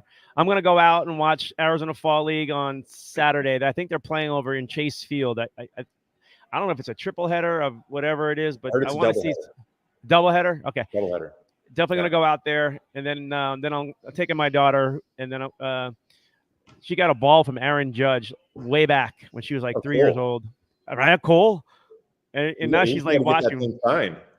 I know. But anyway, it's her hook into the game. So she watches, and she was all over that TV set when Aaron hit the home run. I bet That's so. good. That's how we raise our kids, right? Yes. So anyway, I'll be out there watching some ball. I love the Arizona Fall League. Maybe I'll see you out there. Cool. It's a pretty cheap ticket too, man. So it's Yeah, not it like is. It is. So Cool. all right, man. Have a great night, Kip, and we'll You see you in a too. couple of weeks, probably. Right? You All got right. it. Let me know. You- Let me know. We'll all do right. it. All You right, got man. it. Have a All great right. night. Bye. Good night. All right, Kip Cross, former Major League Baseball player. Should I just throw his card on the screen one more time, just for fun? I always used to dream about having I can make one up. Like I can actually manufacture one, right? And that's what they used to do after a while. But I would dream about having and being a Major League Baseball player and having my own, baseball card, and that was the best thing in the world, right? And it was like, to me, I was collecting baseball cards, and now everybody's collecting Pokemon. I'm like, nah, baseball's fine with me. But anyway, yeah, that's I don't know if you had that kind of a dream, but it was something, if you get a baseball card, you made it, and that's the cool thing about it. Kip played, I think he said 16 seasons. That's a heck of a run for anybody in Major League Baseball or any professional sport or any career, if you can last that long, right? It's amazing.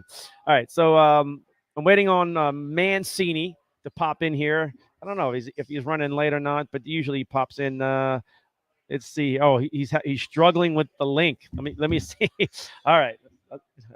I got to message the guy real quick here, but I want you to stay with me. If you want to chime in, also grab the link and online right there and just chime in. Let me get the invite into our. There he comes. There he comes. Is that him right there? There he is. All right, I got my boy. Here's Mancini. Man, How oh are you, man, man? I'm trying to figure out how you guys are all doing in Phoenix. The Coyotes just got their asses thrown all over the Pittsburgh rivers. I know. I got messages from people go, Coyotes are getting destroyed. Coyotes are getting destroyed. I'm like, well, they're not going to play well against the Pens. And two, this team is about 2 years from now and going into their new building if they actually can get it finalized. So I think it's I think a lot of teams are going to do what the Pens did. Okay, Well, a lot of teams. I want to know when they have their home opener, how many people are invited? 20? I mean, it's a small arena, man. It's a small arena, and I don't know, was it 7,000 max? Maybe their standing room. They're gonna have a party section, standing room. Yeah. Those are all sold out. Anyway, it'll be loud because it's a small, low ceiling arena. It's not like so it'll still have a very effective home field advantage. It'll be hard for teams from out of state, fans to come in and just gobble up tickets like they used to. But we'll see how it plays out, Mark. But yeah, we'll tap into it. I'm definitely going to get out there and check it out. There's no doubt. But Yeah. it's different. That's all we got to say. It is different. But a your lot Pens, of things are different in the Major League Baseball playoffs. A lot of things are different. well, things have changed, and I had Kip Gross on. I don't know if you were watching it. Former Major League Baseball. I remember Kip Gross. Yeah, very knowledgeable about. Very knowledgeable. I love talking baseball, and especially pitchers or catchers, but like they really are engaged in the game. So they really understand the game within the game, what goes on, and everything he said was super informative, super relevant, and it educated all our viewers. There's no doubt. We talked about Mark. We talked about. The steroid era. We talked about pitching, and today's pitching versus back then, right? We talked baseball playoffs and things like that. We talked about the steroid era, about who was doing it. He didn't name names, but he put it out there, and what is cheating, what is not cheating. We talked about the Joe Musgrove. Remember the Joe Musgroves with the hot sauce on his ears? Did you hear about this? Yeah, what was all that with? What are they doing, man? And then the other guy, Dave Roberts, tries to do something the other day against one of the Padres. I mean, what's going on here, man? We're checking Padres now. Yeah, the pot. This is Joe right here in the Mets series, and they were questioning him, but we went through that a lot. But it's something that baseball is dealing with, and I thought maybe this was still substance use because I don't care if it's hot chili sauce or peanut butter. I don't know what it is, but if he was wearing something. I'm public enemy #1 in Los Angeles. I'll tell you that. Yeah. So you loving the Padres? You're loving the Padres. Well, I started in San Diego. You got to be partial to the guys that give you a shot. With Theo Epstein and Caminiti, God rest his soul up there, and Finley, and Kevin Towers, and all these guys. Man, I'm partial to the brown and gold, and I think it's going to end Saturday night. I think the Padres are going to throw 2 aces at them. Blake Snell's a different pitcher in the playoffs than he is in the regular season. I don't know who the hell the Dodgers are throwing. They're trying to figure out which one of their 15-game winners they can actually get out there and has an arm to throw. They burned them all out in June, July, and August. And then I think Saturday night, Musgrove just ends it, and Urias might be pitching the batting practice going up to Dodger Stadium. He pitched pretty well the other night. He did, and Kershaw did not. Well, Kershaw, you're always going to tag him for a home run in the playoffs. That's a given. You can lay money in Vegas on that. Anytime Kershaw gets in the playoffs, you could put that, what the over and under is going to be giving up a home run, and we've seen it. But I just don't think this Dodger team's built for October. I really don't. We're gonna wait and see, but everybody's such even keel. It's not like there's a real dominant. I don't care about your record and how many wins you had, and every one of these teams legitimately has a shot. Seattle, I know they're down 2-0 now, and they had that game the other day against Verlander, and today they were right in it. They just couldn't finish it off, and they had their ace going. But if they can find their way out of it, they have an ace. Like in a 7-game series in the championship series, you're going to get them twice, and that's how you kind of get through, with your aces pitching twice and kicking butt. Yeah, but the problem here is it's the Astros own the Mariners. Regular season, when they had that big 14-game winning streak, Houston went up there, swept them 3. This Astro, the Mariners just can't beat them. It's carried now into the playoffs. And when you look at the Rams and 49ers, the 49ers own the Rams. I mean, these are psychological things after a while. The Padres have had a problem with the Dodgers. I know they lost 14 out of 19, but I think there's so much swag in San Diego now. And I got a buddy that's giving me some inside thinking that Aaron Judge is going to San Diego. And let me tell you, if Aaron Judge goes to San Diego, they got Soto for 2 more years. You got Machado that had a hell of a year. It's crazy. It'll be crazy. Tatis Jr. Man, oh man, this is not going to be the redheaded stepchild. There's going to be a lot of money thrown at him, and they're going to have to somehow not just throw money at him. They're going to have to convince him to go away from New York, where he's built his legacy. And it's like a whole different. Like, why are you leaving? I don't think Aaron's taking the money because he'll take a lot of money, but I think there is value and his legacy in New York is so much. It carries on. I mean, Reggie Jackson's legacy. He played for the A's and was great. He played for the Yankees, was great. He played for the Angels, led the league in home runs, like in playoffs. But he's known as a Yankee in the Hall of Fame. It's like that's, I don't think Aaron cares about that kind of stuff, but the legacy he's leaving behind to go to San Diego, maybe they turn them into San Diego could be a dominant team. There's no doubt. That alone, I don't know what the payroll is going to be. That's freaking ridiculous. It's like a $300 million payroll probably. If that happens. Let's say the Dodgers get knocked out in this, which I think they are. How do you pick up the pieces and move forward into 2023? You got to dump players. They're going to lose. The Dodgers are going to lose their shortstop. Yeah, he's going. That's a given. Yeah, and there's a lot of guys aging there. Bellinger hasn't never played up to his level that we saw in his first 2 years. And then you got the pitching. Kershaw, how long is he on? You lost your ace. What's his name with an arm problem? And he's not coming back.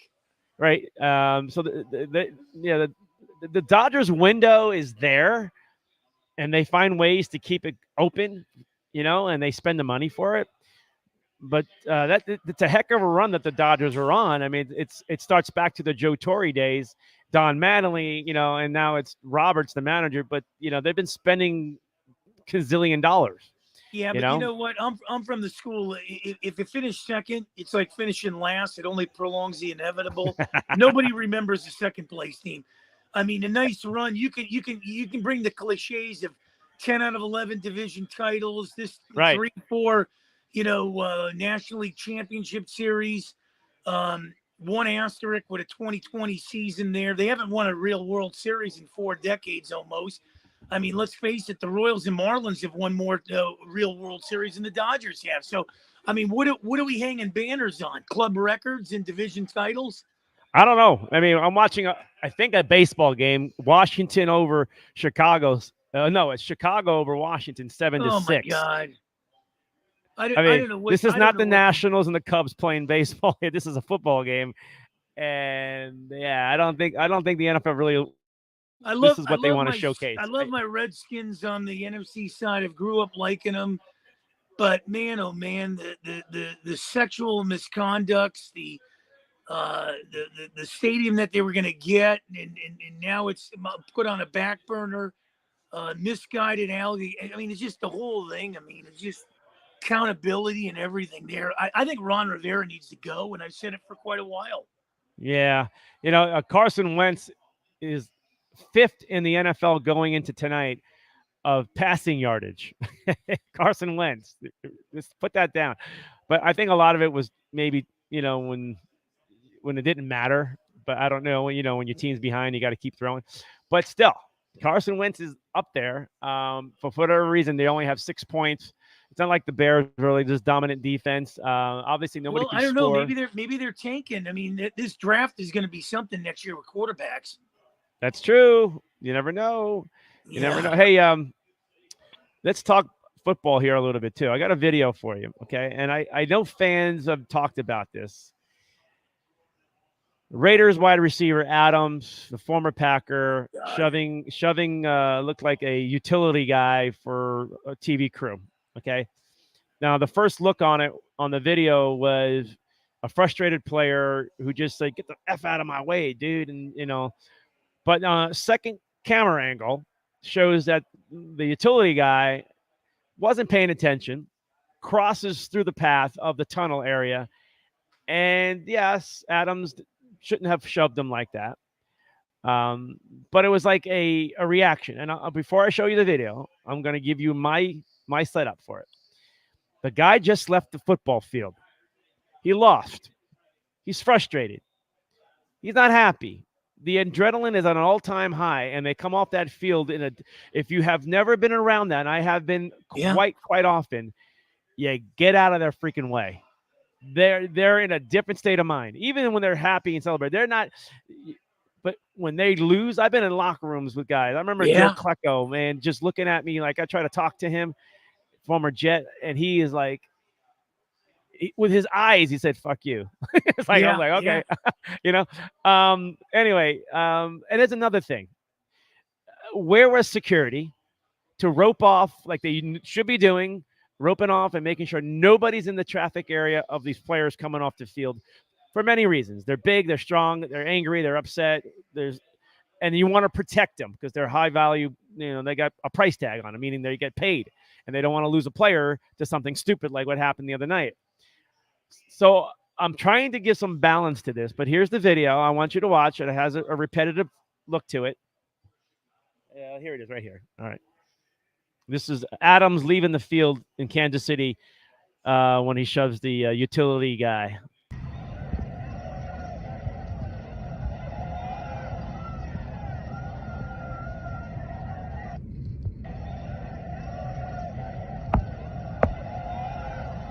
Okay, did you see that? Watch the guy come in from the left side of the screen. Okay, I stopped it there for a reason. The guy just walked right in, and it surprised Adams, and Adams gave him a quick shove. Okay, watch it again. There's the guy right there. with the hat on. He's not looking. Somebody should have stopped that dude. Now Adams shouldn't have done that, but it was a reaction. Think about yourself. Well, Your I take. think Your take. what's happening here is, the words I always use is frustrated and disappointed. I think frustration's boiled with Las Vegas here. They went 4-0 in the preseason. They got 2 losses where they probably should have figured they won. They lost opening week with the Chargers in LA. And then they got blitzed where they shouldn't have been blitzed by Arizona. Right. And they've been trying to, resurrect themselves since. I know they beat, Denver there. But now they go to Kansas City and drop an egg there. I mean, this is demoralizing. I mean, they're trying to right the ship in more ways than one. And I think that's the problem there more than anything is the frustration level is just, seeped in there. All right. What is wrong with the Steelers, man? You're a Pittsburgh guy. Well, what is wrong? I think character is defined in being true to yourself before you can be true to anybody else when you're all alone. And when you look at Tomlin, I mean, he should have took a stand. I mean, you can't back down to the media. Get rid of Trubinsky and I think now it's a fractured locker room to the point where. Now you're going to, play musical chairs with quarterbacks here. If they should have waited, let Pickett cool the clipboard, like I said, or come in with an injury to Trubinsky. But now they shattered the poor guy's confidence. It's like the Chicago Bears all over again. Here he was resurrected in Buffalo. Should have let him keep playing it out. You had Pinkett in your, rear view pocket there that you could play that card. But now you throw the kid into Buffalo, he gets eaten up. They get blitzed 38-3. I mean, and this team is really fallen. I mean, they get Tampa, then they go to Miami and Philly. I'm trying to figure out if they can win a game before Turkey Day. All right. So what's the better matchup, the Eagles-Cowboys game or Chiefs-Bills? Well, I think the Eagles. Which one are you going to watch? I think the Eagles and Cowboys because doing radio in Philly is really unbelievable. These people, man, they'll boo Santa Claus. But I think, Philly's a dangerous squad, man. They blitz you. Dallas comes at you in a lot of angles too. But Philly, man, they are 2 teams that are leading the league pretty much 1-2 in sacks, man, these 2 teams. But I'm taking Jalen Hurts any day of the week over Cooper Rush. It's a nice story in Dallas, but I like Philly in this one. I know. I got a good look of. I've seen Jalen play like 3 times already in the NFL, right? And he looked better last week, or in that game last week that I watched him against the Cardinals, and I've seen him the previous 2. Okay, but then he had these effed up moments where, why did you just throw the ball? And he threw into weird coverages and dangerous coverages, and there should have been some interceptions and. So I don't know when that's going to show up, Mark. And then the Eagle fans are going to be unhappy when they start losing games, and they're going to recall, they could have lost that game against the Cardinals. He threw it into triple coverage right before that field goal was kicked to win the game, or the deciding field goal. It was I saw him throw the ball. I was standing right there in the back of the end zone. I'm I saw the interception. It's they're going to pick. The whole brain was thinking the Cardinals got it, and if it wasn't for 2 Cardinal players colliding and going incomplete and then kicking that field goal to make it 20-17. That ball's Cardinals ball at the 25-yard line. And then the Cardinals, I don't know if they still win the game because they screwed it up anyway at the end. But I'm questioning Jalen. I'm questioning Jalen Hurts is some decision making and why he decides to throw. I've seen it, and it's almost like he's got these moments, and I'm like, ugh. Because he looks like he's always having this great game, and then he has these moments. And I saw it again against the Cardinals. So I have to wait. He can't do that against the Cowboys, But I like to see the Eagles rough up and get after Cooper there a little bit, I don't know why this guy he's too comfortable. This Cowboy quarterback, well, he's way too comfortable. Yeah, I think the problem there is. He kind of reminds me, Cooper Rush, stepping in for Dak Prescott reminds me of, when Garoppolo came in for Brady. he could get a big windfall here, after, depending on how, many wins he puts under the Cowboys belt there. But I think the defense is carrying Dallas. When you look at their wins, they have, they're trying to sweep the division the first go round here, go 3-0 in the division, beat the Giants, beat the Redskins. They've kind of resurrected themselves, and it looks like a different team with Cooper Rush running it than it does Dak Prescott. I mean, they were all over the Rams the other night, including all their fans. I got some stuff for you. I was trying to all right. So I'm gonna read over some things for you. Okay, I'm gonna read it to you. Okay, so Tua is not gonna play for the Dolphins probably this weekend, right? And they don't even know when he's coming back, but he's on the practice field, and people got excited, and then they go, well, why is he back so soon? No, and Bridgewater seems to be out. They're down to their third string quarterback in Miami. Not good. They got a game against the Vikings. It's always hard to play in Miami because of the weather and everything else to it. But I don't know who this quarterback is. I mean, it's a quarterback. Yes. Yeah. So, and they do have Tyreek Hill, but Tyreek Hill has a foot injury. He's optimistic to playing. If they don't have him, like, where are the weapons? Miami was 3-0, but now here comes the Vikings 4-1. And I don't know if the Vikings are that for real. I just don't feel it. But do you? Well, I think that I had the Vikings to win this division in the beginning of the year. Yeah, I had the Vikings. I think, I like Kirk Cousins a lot. I think the Miami situation is this is a thing that's played out year in and year out. They start out like a bat out of hell. They get a stretch where they fall apart, and then they resurrect themselves after Thanksgiving, and then they can't win one game to get their rear in the playoffs. So figure it out. Yeah. And you want to throw another stat on that. They get into, 30 degrees or below. I think they're like 2-25. Yeah. All right. You're right. Skylar Thompson is the third string quarterback. He did play last week, so it's not like he's coming off onto the field cold or without it. He threw 33 passes for like 160 whatever yards. So against the Jets, but the Jets blew him out, and a lot of those yardage were after Bridgewater went out. And then well, the problem here is there's no Dan Marino. There hasn't been the Dan Marino sighting in years. There's no Zach Thomas. There's no Jason Taylor. I mean, look at it. I mean, Tyreek Hill. And, when you look at Waddle, there could be like, my buddy was saying a Duper and Clayton thing, but they need somebody to get the ball to him, and they don't have it. All right, so some injury reports coming out too. And also, how about this? Marlin Mack, he was really good at one point. He was released by the 49ers.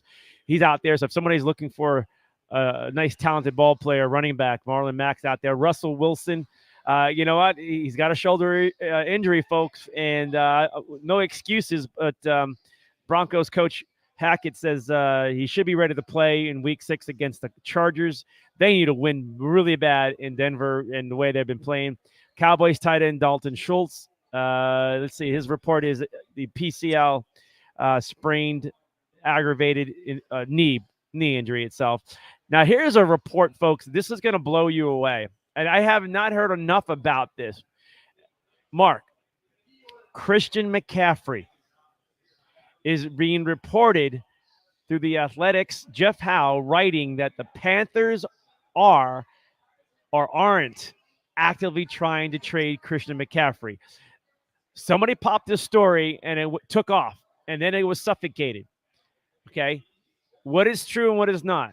If you're the Panthers, you're a lame duck team. You need a lot of, Christian is your only commodity right now. Do you trade him? You don't have a coach, too.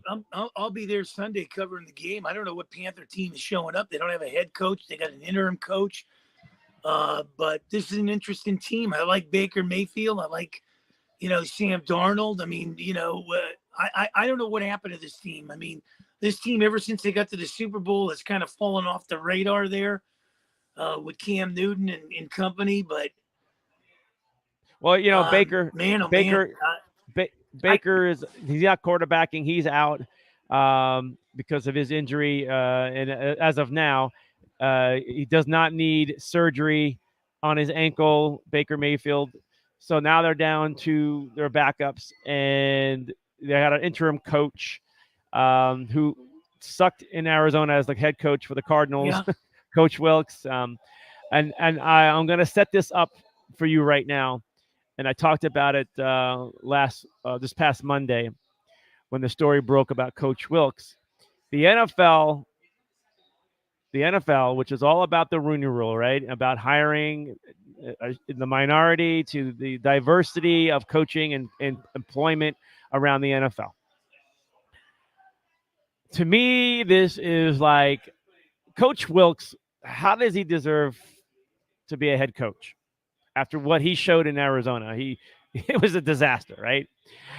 And the Panthers are a disaster, just like the Houston Texans were a disaster last year, and they hired like Lovie Smith, right?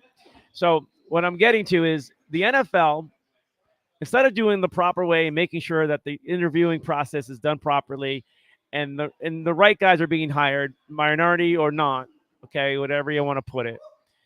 But this is kind of like a slap in the face to the whole process, to just throw in this guy to kind of try to satisfy the status quo or somewhat. And also, he was also Coach Wilkes. Coach Wilkes, don't forget this, Mark. He joined that lawsuit against the NFL and the Miami Dolphins when Flores, and back then was the head coach of the Dolphins, right?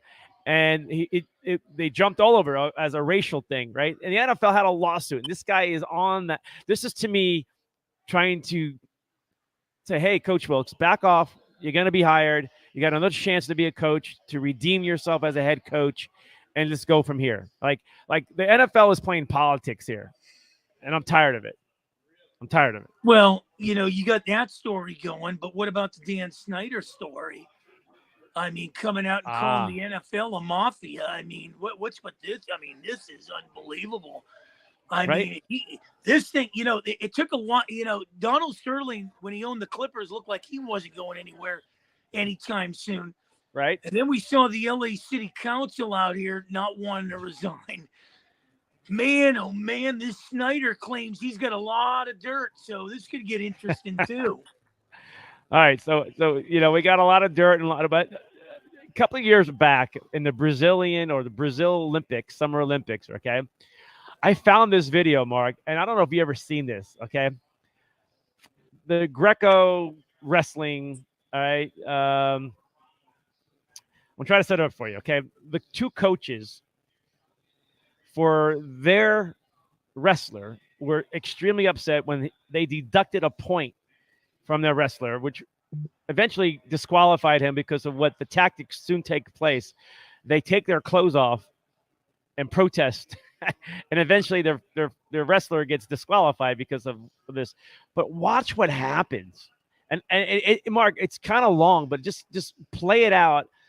It's comical, but man, the emotions are high, and even the fans love it.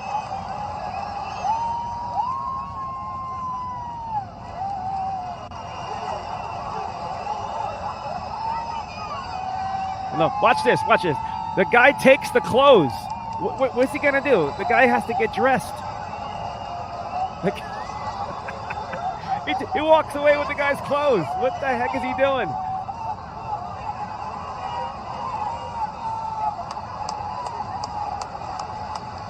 Oh, he puts it over there. The Brazilian fans are going nuts. The guy in the middle thinks he's won because...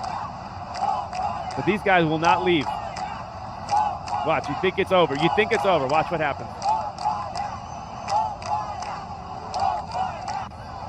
It's like WWE, man. This is like real wrestling.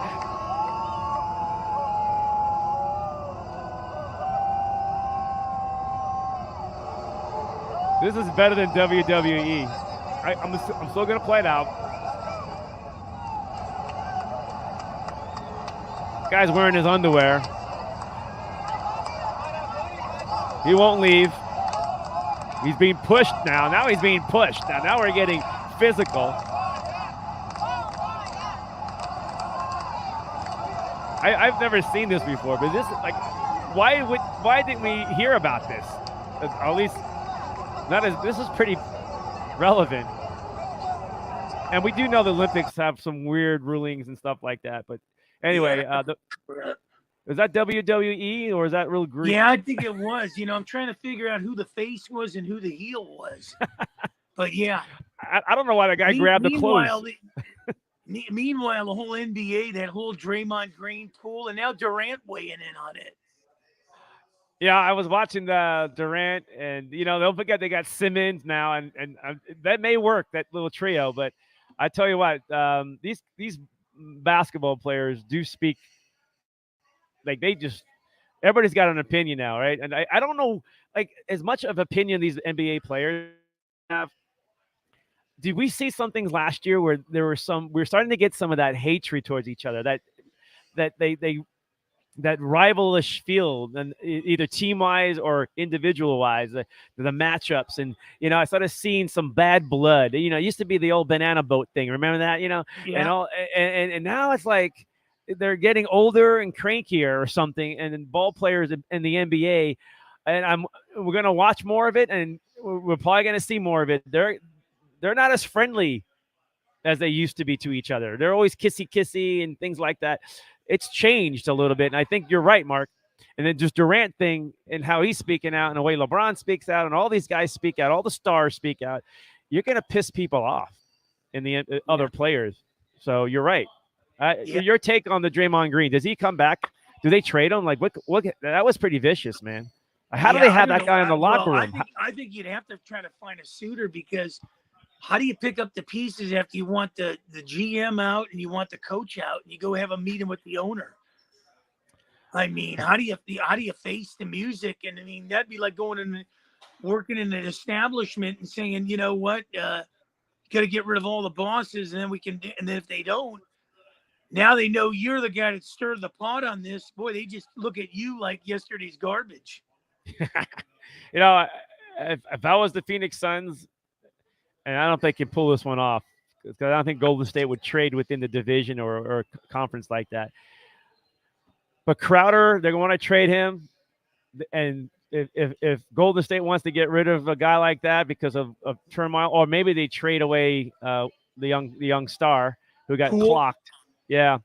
But, maybe Crowder and something else for Draymond Green, and that's a great move for the Suns. I mean, because the Suns the Suns. I don't know what happened to them, but after they lost to Milwaukee, I think they've got dirt on their face that they can't seem to get off, and they look like Pigpen and Charlie Brown. They just can't clean it. Very immature. They play very immature. Yeah. Aiden needs to go, and they matched him to keep him from going to Indiana, but he needs to go to get somebody, and that's the problem there. And they've worked it around Chris Paul, and now you got Booker there, and I don't know if he's dating another Kardashian or a Jenner. I can't figure this thing out.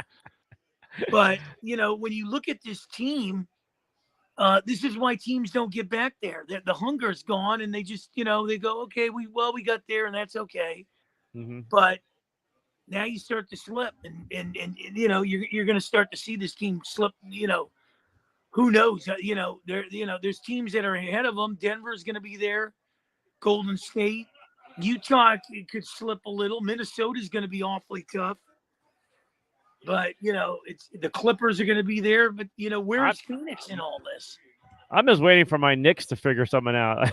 It's like, wow, they haven't done nothing since like Patrick Ewing. I mean, it's pretty. I get a better chance in Pittsburgh with my Pirates to be better than your New York Knicks. But another team that, what have you done for me lately, is the Orlando Magic. The Magic never should have gotten rid of Shaq. That was the stupidest thing they ever did. Ever. And for what I realized too, and Shaq even spoke about it, he didn't want to leave Orlando. He loves it. He loves it there.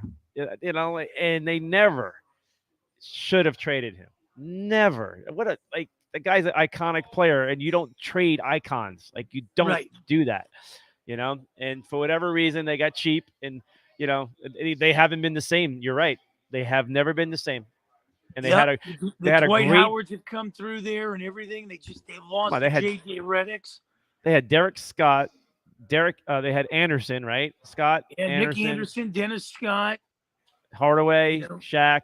Those are right there. Those four right there is pretty damn good, And I remember I watched Shaq in Orlando. I went to see him and Patrick Ewing go head to. I had to see the matchup, the two big guys. It was awesome. The place was the arena. It was awesome, and it was everything you imagine. A great game and everything. So I got to see the Shaq days in Orlando with Penny and all that stuff. I was really blessed. Do a show out of Orlando. I do, but I've never been to the city. How's the city like? It's really Disney. Yeah. They have a train station, and down there is like the little district area. You just pull your car up and Mickey Mouse parks it and Donald Duck retrieves it, right? Yeah, I mean, I saw, these are my big, Disney World, which is better than Disneyland. I tell you that much. I've been to the Orlando Magic game I just said. I've been to the Arena Football Championship when Arizona played in it against, I think it was Philadelphia, and the Rattlers. Got to see that, and I got the Rattlers, right? And I got to see Kiss in concert in Orlando, and they're all pretty good moments, right? The Kiss concert was pretty cool, but that's pretty much in Disney. That's pretty much it, man. Or you may get a spring training game nearby, but I really didn't do that. But Orlando's like an hour drive from Tampa, so it's like you could be in Tampa and just drive an hour to Orlando and do all that stuff. It's not like it's tough of a drive. It's just a straight line from Interstate 4 straight across, But one more thing about Orlando. I didn't pay for this, but I looked out my window in Orlando. It was the week of Super Bowl with Niners and Chargers down in Miami, and I drove up to Orlando with my buddy to stay with him at his girl's place. And I watched the space shuttle take off on the east coast of Florida. Wow. And I'm in Orlando, and it looked like I was right in front of it. It was pretty cool. That was the other magical Orlando trip. So, and I got a speeding ticket. So, wow. All right. I know. All right. Enough storytelling there. Well, what a show. And one more thing. What about the Troy Aikman? I just heard about that. I mean, come on. What's going on here? What Troy makes that comment about dresses, that's a comment that we've been hearing forever. So it's not like, quarterbacks wearing a dress is something so derogatory and horrible and thing. Come on, folks. It's not downplaying a woman, but, is it, men wearing dresses, unless, the time we're living in, I guess it's happening more, but there's a lot more things to worry about than somebody making that comment. It's not destroying anybody's mind. It's more of a metaphoric thing, I guess. He's talking about the softness of the game, okay? And it's not just about talking about women being soft too, okay? It's about the game itself. It's a man's game. That's the thing. It's a man's game. Do you see women playing in the NFL? Right. So yeah, the symbolic thing of a skirt is female stuff. Yes, I get it, but don't be so sensitive. I mean, I'm not. I think Troy was right on with it. Yeah, I do too. Great announcer. We breaks the game down, and it's unfortunate. Jealousy's human nature. I think I got something on this. Hang on. I don't know what it is. I got something with the roughing stuff here. Hang on here. Yeah. As I'm looking, you got anything on your mind other than? Well, I'm trying to figure out, what Arizona team is going to show up. Here, I got something for you. All right, here it is. Okay, look at this stat. I don't know why I waited so long to show you this, Mark. Now I'm pissed at myself. All right. So roughing the passer penalties since 2012. Okay. Tom Brady in 235 games, 27 calls that, roughing him. Aaron Rodgers, 216 games, 28. Patrick Mahomes, 79 games, already 20 roughing the passer. Josh Allen, 73 games, 24. So when you complain about Tom and Aaron getting all these roughing, it's the new quarterbacks, the younger ones, the now quarterback, the future quarterback, the Mahomes, the Allens. The NFL is truly, truly protecting these quarterbacks than the Bradys and the Rodgers and the Right. Ben Roethlisbergers of the days. When you talk 235 games that Brady has played in and only 27, because comparing it to Patrick Mahomes' 70 games and 20 or 79 games and 20 roughing the passer. That's a huge percentage difference. There is more protecting of Mahomes than it ever was for Brady or Aaron Rodgers. So that kind of lit me up a little bit. Your thoughts? Well, they're protecting their investments. That's what they're trying to do right now. But wasn't Tom Brady an investment? Is it Aaron? Yeah, It wasn't no, Big you're Ben. right. Come on, Big Ben used to get batted around and nobody even threw a flag on the guy. You know. Well, now look at ever since the Tua thing. Now the concussion protocol, the NFL. I think this league is in some ways it's a react more so than proactive. It's a reactive league. Reaction. They wait till something happens and then they react to it. It's like a tree leaning over on your street. They wait for it to kill somebody or take out 2 cars, and then they'll bring 40 trucks out the next day and cut every tree in Arizona down. All right, Mark, we're pretty much out of here. Your thoughts on Week 6? What is your big pick? Well, I think Pittsburgh can pull one against Tampa. I know Brady owns Pittsburgh when he was here with New England and stuff, but I think they could do something. I mean, I wouldn't be a bit surprised if Tampa can beat Pittsburgh. In Pittsburgh, it's a road game, so I like Pittsburgh in this one. I think they know what they're up. They're a proud franchise, and they turn it around. But I think my surprise is Pittsburgh. I think my lock is Philly's just going to take Dallas out. That's my lock. Philly taking down Dallas, right? Wow. Yeah. Hey, Dallas is feeling it, man. I know. And how was that? Well, nobody's feeling it like the Rams are. The Rams are trying to figure out after this game against Carolina, they'll get a week off, and then I think they got San Francisco, New Orleans, and Green Bay and Tampa Bay. So good luck with that. Yeah, the Rams, their quarterback is exposed. Yeah. Well, they can't protect the quarterback. Stafford has been sacked the most, and offensive line is atrocious. Yes, it's a disaster. Defense, Jalen Ramsey's not. He you got one guy that's being double teamed that really wanted to retire. He probably should have retired.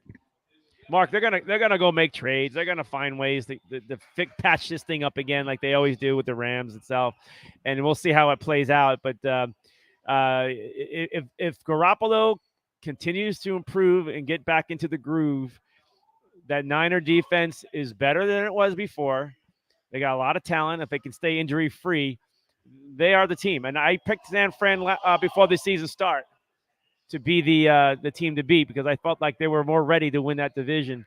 And I still feel that way. Yeah, I am second. I thought the Rams can actually win the division, but who knows? But San Francisco, boy, I'll tell you one thing. Like I said earlier in this conversation, they own the Rams.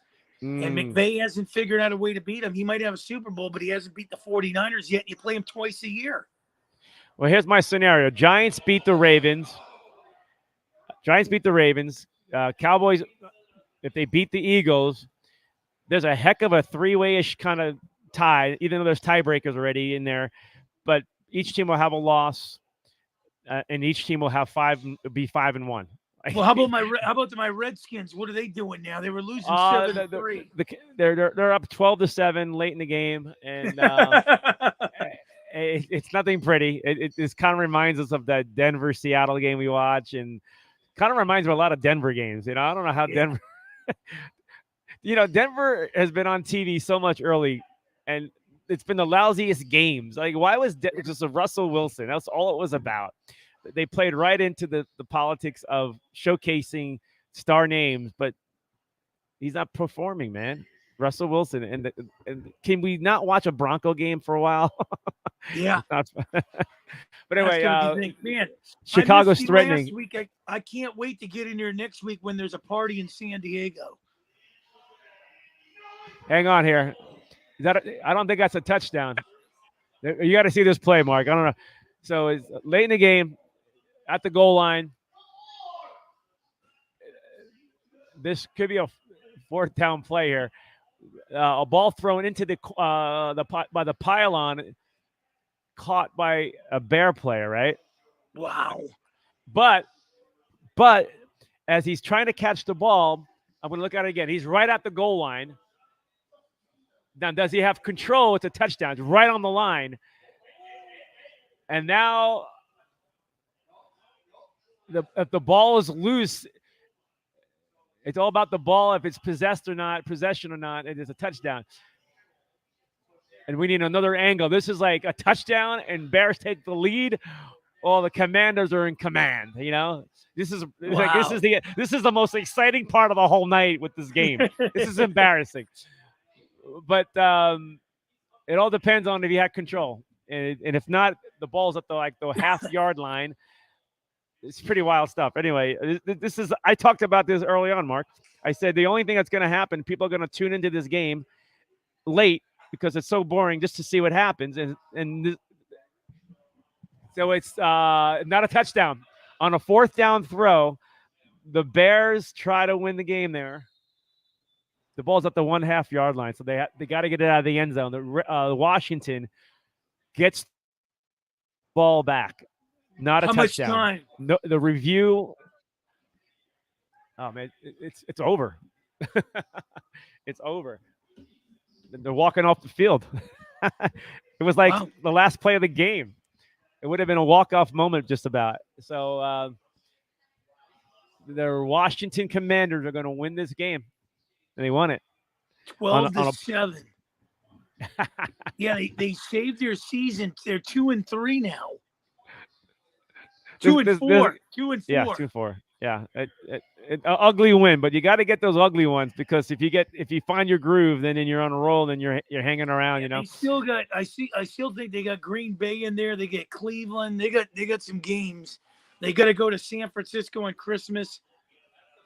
I mean, this is a controversial talk here about this. Did he really catch it or not? Tough one. But when you wear an orange helmet like you're the Browns, then not a good move, Chicago. Yeah, and the Bears are looking up. Yeah. Anyway, we got hockey back in play. We got the NBA starting up here. The NFL. I can't wait till next week, brother. Baseball playoffs running. We'll know next week who's in the AL and NL championship series. And I will tell you, keep your eyes. I keep saying it. USC will win and UCLA will win this weekend. UCLA is. They look pretty good. UCLA. USC's going into Utah. UCLA's going into Oregon. Oregon's beatable. Utah is tough. They're tough, and they do have a quarterback there so they can go head to head. I think it's tough to win in Utah. Oregon used to be tough to play in, but UCLA is on they're a different team. They're a different team, but we'll see. I'm looking forward to that Tennessee-Alabama matchup. That's the one we're looking for. That's the one I'm looking for. I like Bama. You do? Good teams win at home. Great teams win on the road. Well, I agree with that.